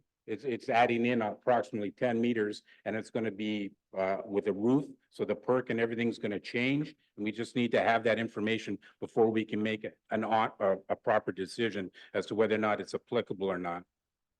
So I guess my last question again is on that garage, on the elevation, why is it not required to have to be up to the floodplain? Well, it elevation? will be. It's subject to the zoning bylaw requirements. If they don't have any habitable requirements under there, it could go under the 14.55 flood construction level requirements. They still have to, when the building permit review comes in, just because the development variance permit has been issued does not mean that they still can go ahead and build it. They still have to go through the building permit review process. I guess I just don't understand why they would need, I just don't want the owner to have to do a engineer's drainage study if it's still on the same plane as what it is now. I don't see any drainage issues whatsoever. But if this garage has to be up at the 14.55 meters, the floodplain height, then I definitely can understand why we would need this drainage plan. And I think that really changes the whole dynamics of this whole site. So it's really important for me to really understand, are we also raising this another another few meters or a meter anyhow? Back to our planner, please. We're not looking at the flood construction level requirements at this particular point in time. What we're looking at is because the mass of the building is changing, we're adding in a substantial new portion of the building. So because of that, the rain that used to come down onto the surface of the where the building doesn't exist right now is going to change. It's going to become a hard surface that the water can't perk into. Is there going to be too much water at this particular point in time that is going to go into the neighbor's property, or is it going to go into the street? Yeah, It's not a flood construction level issue at this particular point in time. It's just a relaxation of a requirement in the zoning bylaw. There's still one more stage after this. I totally understand the process. So thank you. But my question is, and it's that we're talking about a garage, we're talking about extending the garage. My question is will this garage elevation have to be raised up to the floodplain elevation? That, I don't have that information at this particular point in time, because as I said, they have to follow the requirements, section 3.11 of the zoning bylaw. Thank you, thank you. The, in my opinion, I think it would be foolish to get the developer to have to do a drainage study without knowing that requirement first. And if that requirement is required, which I would say by fact, when I went to do my garage, I was actually informed that I actually had to raise it. So it's actually frustrating when you see that some developments don't have to and some do have to. So if we have rules to follow, we should be following the same rule for all people. Ready to call the question. All in favor of the recommendation? Opposed? Motion passes with Councillor Allen and the mayor opposed. Next item, please. The next item is item G, report of planning consultant regarding the consideration on the issuance of a development permit. Go ahead, planner. Thank you, Your Worship. This is to prevent a revised application for development permit for council's consideration. At the October 1618 regular council meeting, council denied the applicant a requested development permit over concerns with the proposed number of parking stalls. The main issue on the past application was the required number of off-street parking stalls, as the developer was proposing 23, but required 25. And they were still one short of the disability parking stall. The applicant, has now reduced the number of hotel units down from 17 to 14. The proposed use meets the village center designation and development permit requirements as outlined in the village's OCP bylaw 864/2007. Additionally, the proposed use meets the requirements of the C1 zone as outlined in the village's zoning bylaw number 1115/2017. Accordingly, setting up a public notification meeting is not recommended at this time. However, if council wishes to direct the applicant to hold a public notification meeting as per section 11 of the development procedures bylaw, council may do so by amending the recommendation in this report. The site is approximately 0.148 hectares in size, is currently developed and is accessible from Hot Springs Road, Littlewood Avenue, and Cedar Road. To the north, south, east, and west of the area is Zone C1. The area is surrounded by other commercial uses, and across Cedar Avenue is a residential apartment building. The site is currently developed. However, the applicant is proposing to repurpose this lot into a 14-unit hotel with 7 retail commercial units at the ground level. The intent is to demolish the current building to grade, remove the propane tanks and the related concrete pads, and remove 2 gas pumps from the existing 6. Upon a review of the village's OCP, the site is within the village center designation and 1 development permit area, the Lakeshore Development Permit Area, which addresses the form and character of the proposed building or structure. As outlined below, the site is Zone C1 and the proposed uses are permitted. The bottom part of page 83 are the development permit guideline objectives as taken from the bylaw, and staff is of the opinion that the attached draft development permit meets the requirements of the guidelines. Upon a review of the application, staff is of the opinion that this application should be referred to the Ministry of Transportation and Infrastructure, and council may add or delete from this list as they wish, your worship. There is no covenant registered against the lot addressing any potential flooding issues, and this must be rectified before the redevelopment of the site takes place. The following on-site number of parking stalls has been provided, and the overall number provided meets the requirements of the zoning bylaw as outlined below. With respect to the sightlines coming back, this is why we're making a consideration that be referred to the Ministry of Transportation and Infrastructure, so we can see what their comments are, and then we can address the sightline requirements at the building permit stage or further through in the development. At the building permit stage. The village can ask for either a sunshade study or a view preservation study or both. However, staff is not recommending that either be completed, as the proposed building will be the same height as the adjacent building. The proposed building height is 13.9 meters. When the policy considerations when looking at it was the village's OCP and the zoning bylaw. With that, your worship, staff is recommending that this revised application be treated as substantially amended from the original application. And point two, the development permit 0222 be issued to Razin Enterprises Limited for property located at 200 Hot Springs Road, Harrison Hot Springs, for land legally described as Lot 7, Block 1, Section 13, Township 4, Range 29, west of the 6th Meridian, New Westminster District Plan 251, subject to the following: the registration of a Save Harmless Flood Covenant that is acceptable to the village to be placed on title. For the installation of or the placement of any signs in the building or structure, the applicant must follow the requirements as outlined in the Village of Harrison Hot Springs sign bylaw number 1126, 2018, as amended from time to time. To start this process, a comprehensive site plan application must be submitted and approved by the village.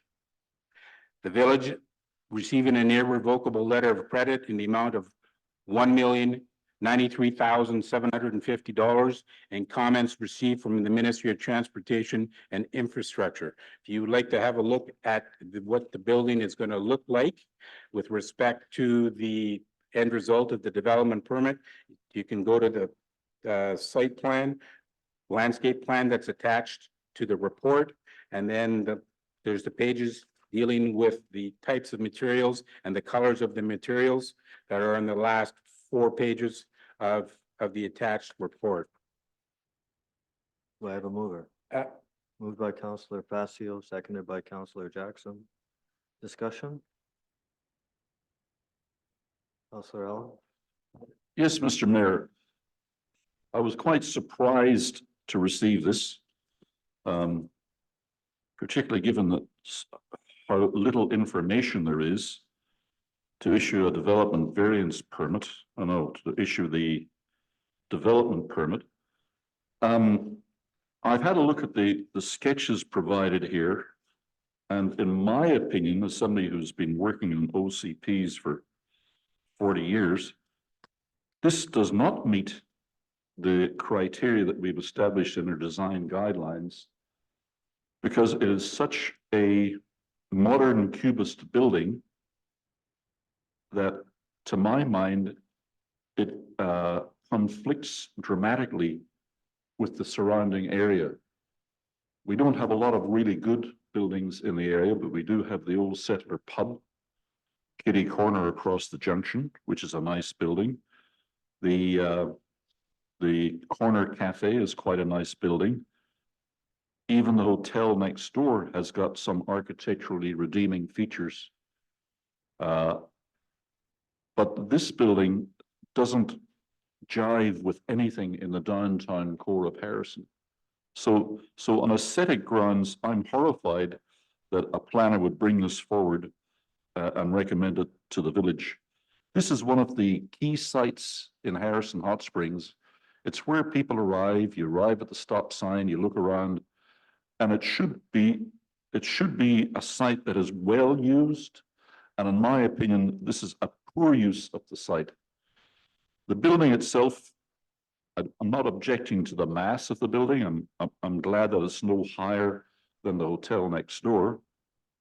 But in my mind, the building should be placed against the hotel next door, and the maximum amount of open space should exist along Hot Springs Road with the sight lines that we have around that junction. And I think that the building is just in the wrong place. If it was rotated 90 degrees and placed back to back with the hotel, leaving us with more view lines and open space, I think it would be dramatically better. I'm concerned also that there doesn't seem to be a provision in this scheme for any public input. I don't see a referral to the APC, the Advisory Planning Commission. I don't see a public hearing where people can express their concerns. I don't know if the neighbors have been notified as to what council is considering here. And I should also say that, in my opinion, the whole idea that there would be a 14-room hotel is ridiculous. Anybody in the hotel business knows that under the economy of scale, you can't make any money until you get into 80 to 100 rooms, and even that is marginal. So you cannot cover your fixed overhead on 14 rooms. And like the building next door, which was built as a hotel and is currently used residentially, if that were to happen, we would end up with 14 units that don't meet residential standards. They don't have enough parking for residential use. And I think that the village really doesn't have enough control over the future use of the building to approve this as a 14-room hotel. That's just not realistic to call it a hotel at this stage. It's not, I don't think it could ever be a hotel, and it will end up being residential use. And if it's going to be residential, let's be sure that we apply the residential standards, which is better insulation, wider hallways, more parking, and all the things that we require of a residential building. I don't believe it's really going to be a hotel, and I think that we should recognize that and demand that. I don't mind if they have residential units in that zone. It's a permitted use, I believe, in C1. The plan will correct me if I'm wrong. And if it is a permitted use, then these units should be built to our bylaw standards and to the building code standards, which are higher for residential apartments than they are for hotel rooms. So I'm not in favor of proceeding with this at all at this stage. I really would like to see the plan changed to have a more attractive building in that site. I'd really like to see input from the APC and the neighbors. And I also don't see where there's any provision here to meet our bylaw requirement that there be a sightline triangle left at the corner of Hot Springs Road and Lillooet. And again, this should not come forward to us with that failure in its design. So I'm not in favor of this at all, Mr. Mayor. I think that we can do much better in Harrison. We've had enough of these ugly looking buildings, which that's my opinion. And we really need to get a little bit more realistic about what we're allowing to happen to our downtown core. Thank you. Thank you. Further discussion, Councillor Facio. Thank you, Mayor Wood. I think the old saying is, love is in the eyes of the beholder. And everybody has their own opinions of what they think is a good-looking building, a bad-looking building. Personally, I think Esplanade, as it's moved over the years, has some nice-looking buildings. They're well landscaped, well taken care of. The comments that came this evening from Councillor Jackson regarding the shortage of hotel rooms in BC, there's a perfect example of that. We need more hotel rooms, and even at 14, that is an addition. I think we have 565 beds in the village, so that would make a big difference. The planning, Mr. Cossie has already mentioned that there will have to be, the sight lines would have to be looked at before anything goes any further. That's one of the specifications he mentioned about 15 minutes ago. And also we have to have comments from the transportation and infrastructure. I mean, that corner, since I've lived here probably as long as Councillor Allen, has just been a complete eyesore. It was a slight improvement when one of the owners had it, but it's gone from an old repair shop to a gas station. And I mean, I mean, I'm not here to criticize people's own buildings. I'm not going to do that. But it needs an improvement that will make that whole corner entirely different. I mean, before the Ramada Hotel was built, or what is now the Harrison Hotel, that was a privately owned dwelling by the maitre d' of the hotel. And once that was gone, that whole area changed completely.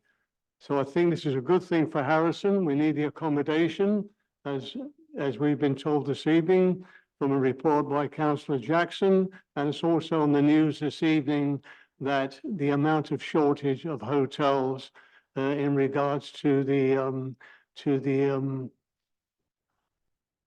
World Cup soccer coming to Vancouver for 7 matches instead of 4. That's a big, and they're even going to be taking, moving people on the ferries to the island for accommodation as well. So the whole area, we need accommodation. So personally, this has come back. It's been reduced from 17 to 14 because of the parking. They've addressed that. So I think it's going to make a better addition to that corner. Thank you. Any further discussion? I'm just going to make some comments on it. I mean, I agree with you, Councillor Facio. I mean, I'm not going to make a decision on if it looks good or if it doesn't look good. That's not my expertise. But it really worries me that, I mean, as we come down the main Hot Springs Road corridor, and we have this one development which is 3 stories high and it's close to Hot Springs Road. We heard another proposal that's happening just on the other side. You mean it's all to come, that whole development of those 2 blocks. So what is it going to look like? I don't believe that that this is the right style of building. I think it's way too high. I think it's going to be narrow.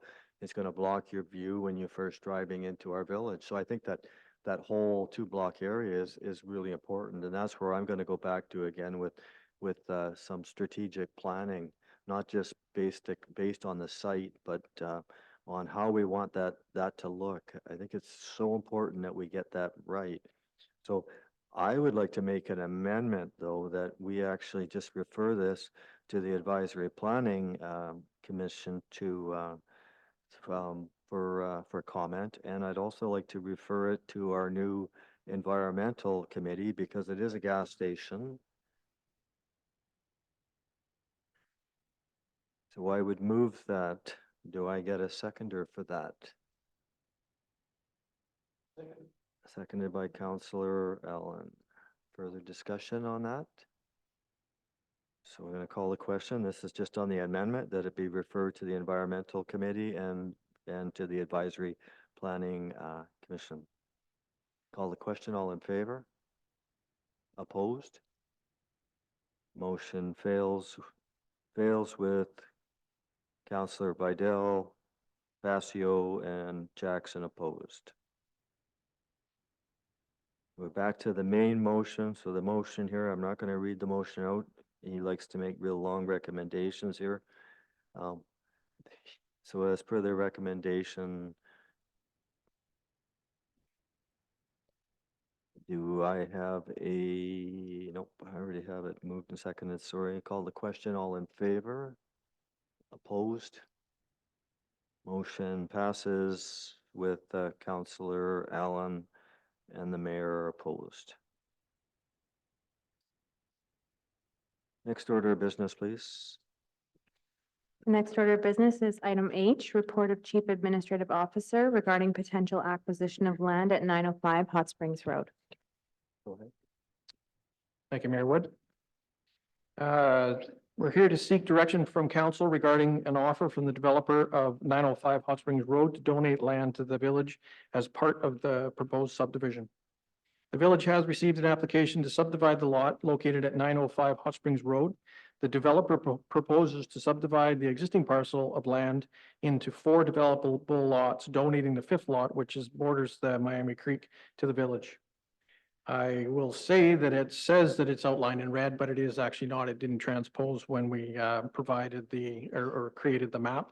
Essentially, the red line would, for a lack of a better term, basically follow the edge of the treed portion on the west side. Sorry, that would be the south side or left side of the page. The proposed lot that is up for consideration is 3,500 square meters, and it borders the Miami Creek, and as such is subject to the province's riparian area protection regulations. So essentially, the whole lot that's being offered is in the 30-meter setback. Due to environmentally sensitive nature of the area, it is unlikely the lot will ever be developed. The village does have a statutory right-of-way that encompasses an existing sanitary sewer that is both gravity and force main. Throughout the subdivision process, we'll be looking to expand that. Staff recommends declining the donation offer and suggesting that the area be included as part of the subdivision. Staff is also recommending that the area be protected by a covenant and additional fencing. There are the financial considerations. If the village were to acquire this lot, the village would be responsible for any costs associated with maintenance, upkeep, and liability. Policy considerations is environmental protection to restore and protect the environment for future generations. The recommendation in front of council this evening is that the offer to donate a portion of the lot located at 905 Hot Springs Road to the village as part of the proposed subdivision application be respectfully declined, and that staff be authorized to advise the developer in writing of the same. Do I have a mover? Moved by Councillor Facio, seconded by Councillor Jackson. Discussion? Councillor Allen? Yes, Mr. Mayor. For many, many years, we have been under pressure from the residents of South Harrison to create some kind of village parkland in the southern part of the village. North Harrison, around the commercial areas, Spring Park, Firehall Park, we're quite well served. Even our land, our 78 acres on Macomb Drive, but all of that is in North Harrison. We have even tried to buy a piece of land in Angus Estates, a building lot, to turn it into a neighborhood park.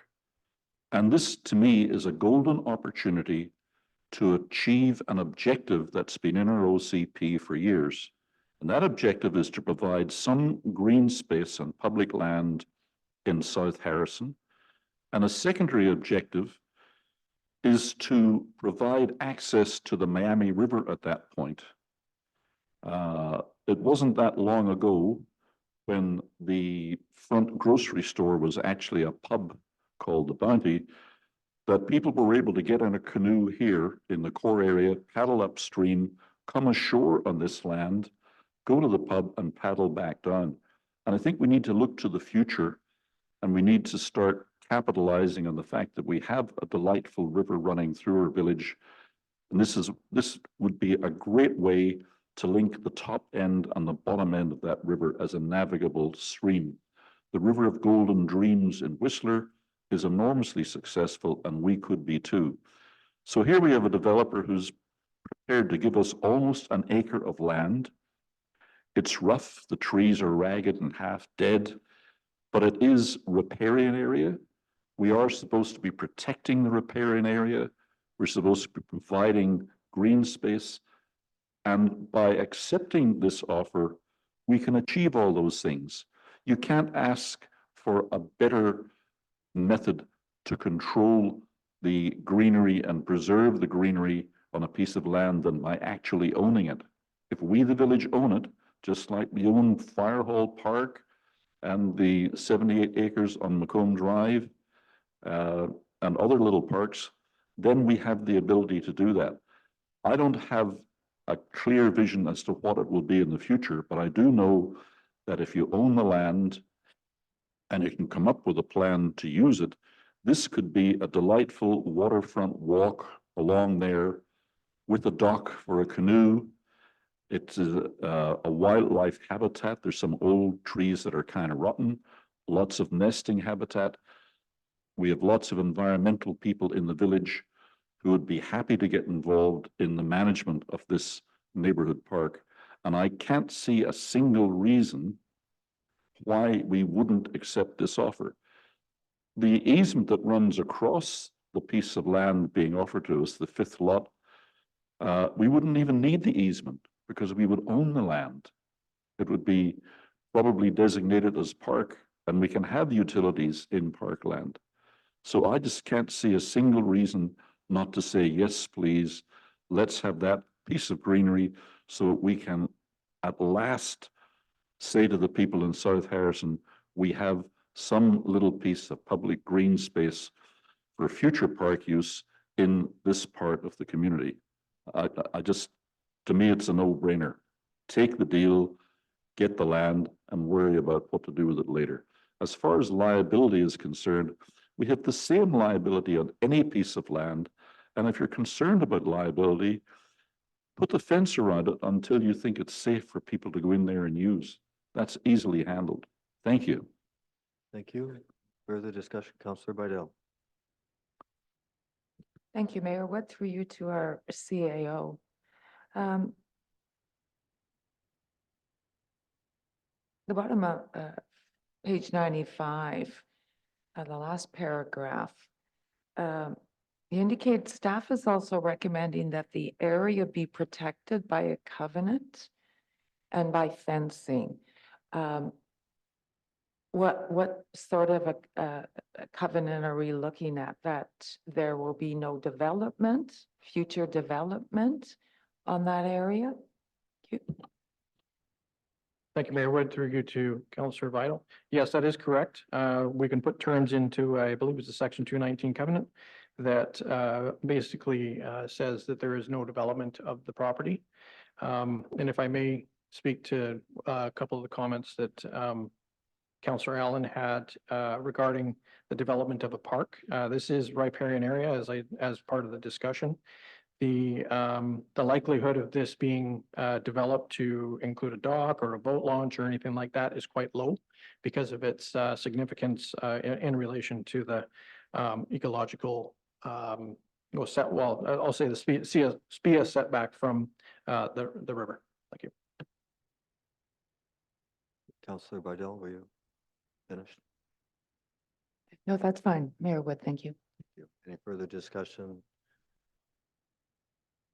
No further discussion on this. So the recommendation is that the offer to donate a portion of the lot at 905 Hot Springs Road to the village as part of the proposed subdivision application be respectfully declined, and that staff be authorized to advise the developer in writing of the same. Call the question. All in favor? Opposed? Motion passes with Councillor Allen and the mayor opposed.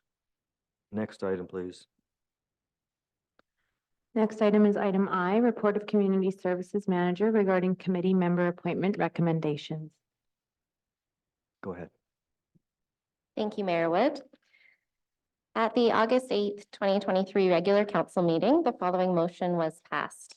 That staff be authorized to post a call for committee members for the Communities in Bloom, Age-Friendly, and Environmental Advisory Committees to work with council representatives on notifying successful applications and to schedule initial committee meetings. Applications were accepted for an extended period of time beginning in August 2023 to allow members of the public the opportunity to submit their application form. The names listed in the recommendations are all the members of the public who submitted applications. There have been no applications to date for the Accessibility Committee. However, since this is a mandatory committee, meetings will take place with staff members and the appointed council liaison in the interim. Staff will continue efforts to recruit community members who fit the qualification. Draft terms of reference have been established at the staff level and will be reviewed by the respective committees at their first meetings. Policy considerations are for a healthy, livable community, to promote and enhance a healthy lifestyle for all ages, and environmental protection to restore and protect the environment for future generations. The recommendations are as follows. That the following applicants be appointed to the Communities in Bloom Committee, Teresa Omelis and Susan Galveo. And that the following applicants be appointed to the Age Friendly Committee, Peggy Arndt, Allison Douglas, and Laura Lanfranchi. And that the following applicants be appointed to the Environmental Advisory Committee, Mark Schweinbenz, Sherry Norris, Susan Galveo, and Gary Webster. And my apologies if I happen to pronounce any of those incorrectly. You had some tough ones there. Thank you. Do I have a mover? Moved by Counselor Bidell, seconded by Counselor Jackson. Discussion? Counselor Jackson. Thank you, Worship. I'm anxious to get going with the Communities in Bloom, but we need at least 5 people. It will not operate with just 2. It's just too much to do. So I'd like to put a call out again for anybody that'd like to join the Communities in Bloom to put their name in, and so we could get going this year. Thank you. Thank you. Counselor Allen. Yes, Mr. Mayor. I'm not opposed to any of the volunteers and appointing them to the committees, but I still don't know exactly what the mandate is in the terms of reference is of the committees, who they report to, when they report, whether they require a council member to be a member of the committee. I think all of those things need to be clarified. If we're inviting these people to serve on committees, they, of all people, need to know what their rules of engagement are and what the expectations are of them. And that hasn't been made clear to me yet in this process. Thank you.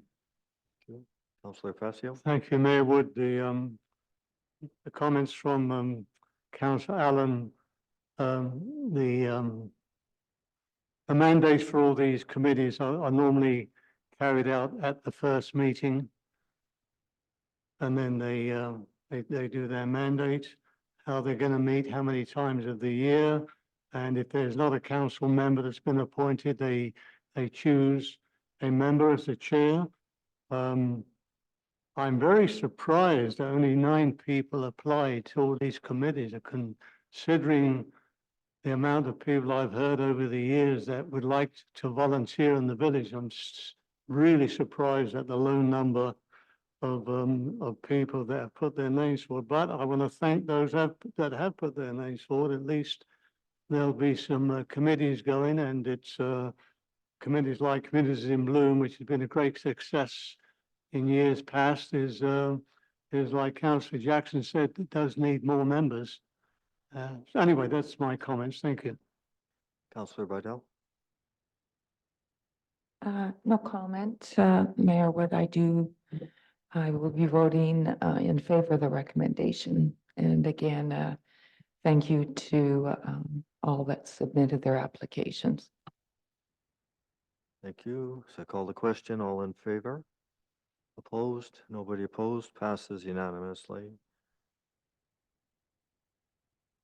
Next item, or next order of business then, please. Moving on to bylaws, item A is report of chief financial officer regarding sewer regulation amendment bylaw number 1197, 2023. Go ahead, Scott. Thank you, Mayor Wood. This report is to amend the sewer regulation fee bylaw and to set the sewer utility fees for the 2024 and 2025 years.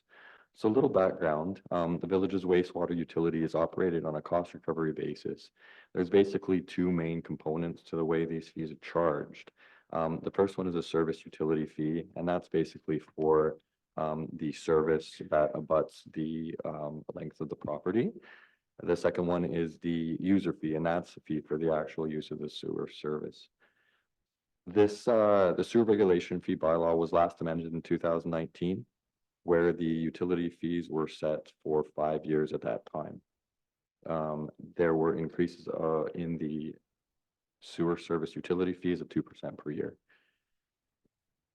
In December of 2023, staff brought a report to council to set the sewer service fees for the 2024 to 2028 years. So that would have been another 5 years. The proposed fee increase at that time was a 2% increase each year for the 5 years. Council resolved to refer the matter to a future committee of the whole or budget meeting to be discussed further. Consultation with Mayor Wood, it is thought that the best path forward at this time is to set the sewer fees for only the 2024-25 years, and then revisit the bylaw more thoroughly in 2025. Concurrently, per council's direction, staff is working on a new wastewater master plan, which will also be complete around that time. So with all this new information, council will be more informed to set rates for future years to ensure appropriate reserves are being built to fund future infrastructure needs. Accordingly, the recommendation is to set the 2024 to 25 sewer service user fee rates to increase at 4% per year. And then there's no recommended increase to the utility fee at this time. The average residential property will see approximate increase of just about $11 per year with this amendment. So with that in mind, the recommendation is that the following motion passed at the December 4th, 2023 regular council meeting be rescinded. And that is that the sewer regulation amendment bylaw number 1197, 2023 be given first reading, and that the matter be referred to a budget meeting or committee of the whole meeting for further discussion. And that sewer regulation amendment bylaw number 1197, 2023 be reconsidered, amended, and given first, second, and third readings. Thank you. Thank you. Moved by Move recommendation, Mayor Wood. Facio, seconded by Councillor Vidal. Discussion. Councillor Allen. Yes, Mr. Mayor, through you to the CFO. 4%, does that reflect the anticipated rate of inflation in the coming year? Or what is the wisdom on that from the powers that be? Thank you, Mayor Wood, through to Councillor Allen. That's kind of what we took into account when we thought of where we should go with this increase before we have the full amount of information to really dig into the bylaw. Also, we're being mindful of making sure we're, in the meantime, putting enough away in reserves for repairs and maintenance. So it wasn't a scientific calculation, but it was a calculation that we think will work. Further discussion? Seeing none, call the question. All in favor? Opposed? Nobody opposed? Passes unanimously. Next order of business, please, or next item, please. Next item is item B, report of Chief Financial Officer regarding Water Regulation Amendment Bylaw number 1198, 2023. Go ahead. Thank you, Mayor Wood. This report is largely the same as the prior one, so I won't bore everybody by reading it verbatim. But basically what we're doing is we just set the sewer fees for the next 2 years. This is to set the water regulation fees. So basically the water utility is again operated in cost recovery basis, charged in the two same ways as the sewer, which is basically a frontage fee as well as user fee. We did bring a report to council back in December to propose a fee increase of 3%. And again, council resolved to refer the matter to a future committee of the whole or budget meeting. The same sort of idea. We think the best path forward at this point is to set the water service fees for 2 years, 2024 to 2025. And then revisit more thoroughly. Also, at the same time, we're working on a new water master plan, which will be complete at the same time. So the recommendation is to set the 2024-25 water service user fee rates to increase at 4% per year. And again, no recommended increase to the service utility fee. With this amendment, the average residential property will see about $11.20 increase per year. So the recommendation was that the following motion passed at the December 4th, 2023 regular council meeting be rescinded. And that is that the Water Regulation Amendment Bylaw 1198, 2023 be given first reading and referred to a budget meeting or committee of the whole meeting for further discussion. And then that Water Regulation Amendment Bylaw 1198, 2023 be reconsidered, amended, and given first, second, and third readings. Do I have a mover? Moved by Councillor Vidal, seconded by Councillor Allen. Discussion. Call the question. All in favor? Nobody opposed. Passes unanimously. Next order of business, please. Next order of business is new business, and item A is new business from Counselor Vital regarding routine mammogram screening program. Counselor Vidal. Thank you, Mayor Wood. I will read the motion and the attached resolution for discussion. So I move that council endorse the following resolution and forward the resolution to the Lower Mainland Local Government Association by no later than February 28th, 2024 for consideration at the annual conference. And that staff be directed to request letters of support from the Fraser Valley Regional District and the District of Kent prior to submission. Whereas access to regular routine mammogram screening is inadequate within the province of BC. And whereas an increasing number of women are being diagnosed with more aggressive breast cancer between the ages of 30 to 40, and whereas early detection of breast cancer is paramount to diagnosis and treatment. Therefore, be it resolved that UBCM call upon the provincial government to increase the number of mobile mammogram screening units available to rural and remote communities, and that UBCM call upon the BC government to lower the age of MSP coverage for routine mammogram screening to the age of 30. That's moved by Counselor Vidal. Do I have a seconder? Seconded by Counselor Allen.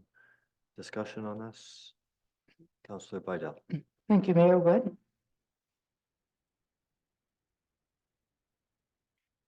I do think that the resolution speaks for itself, but I will add some additional information for council's consideration. I'm confident that everyone at this table, our staff, and the public attending tonight have been touched by breast cancer, either with friends and or family. 1 in 8 women will be diagnosed with breast cancer in their lifetime, which to me is reaching almost epidemic numbers. And early detection is vital to successful treatment and successful outcomes. Currently, the BC Medical Services Plan will only cover routine mammogram screening for women over the age of 40. More and more women between the ages of 30 to 40 are being diagnosed with breast cancers. Currently, a medical doctor's recommendation is required for MSP coverage for women under 40 for mammogram screening. Mobile screening units are currently available throughout BC. In fact, 1 unit routinely is available in Agassiz. However, it is not sufficient as appointments book up very, very quickly. If no appointments are available, patients must travel to either Chilliwack or Abbotsford hospitals for screening, presenting a barrier for residents without adequate transportation. This resolution, if endorsed by this council, will then be submitted to the Lower Main Local Government Association for consideration. If the membership of Lower Mainland Local Government Association endorses the resolution, it will then be submitted to UBCM for discussion and debate. I would strongly ask that all council members support this very important resolution. Thank you. Thank you, Counselor. Ready to call the question? All in favor? Nobody's opposed. Passes unanimously. Next order of business, please. Next order of business is questions from the public. Questions from the public, please.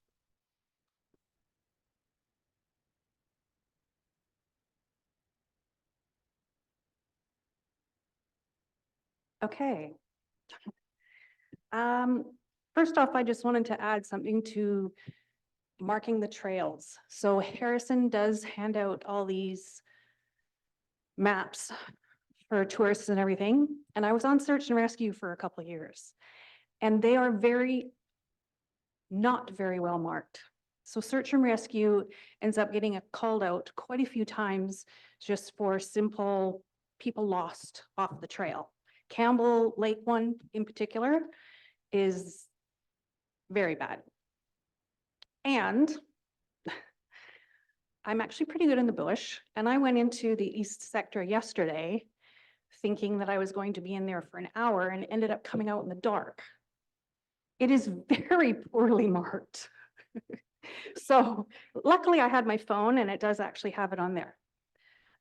Second, I just wanted to bring up that Councillor Facio said something about that we get $30,000 a year from the boat launch.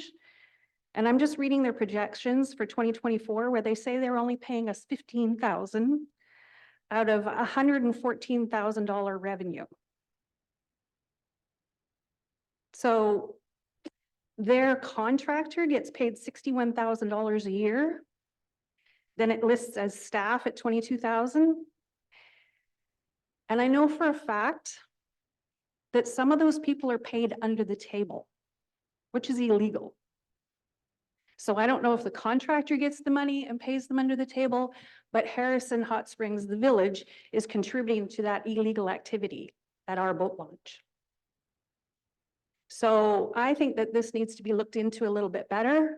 And there's quite a few people in this village that would, myself, I would take on the position of running that boat launch.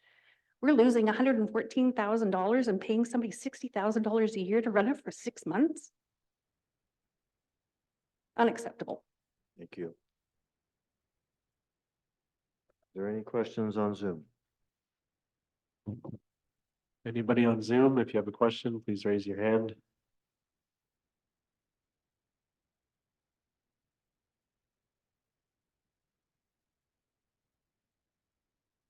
No questions, your worship. Thank you. Call for adjournment, moved by Councillor Jackson, seconded by Councillor Facio. Call the question, all in favor? Nobody opposed, passes unanimously. We are adjourned. Thank you, everyone.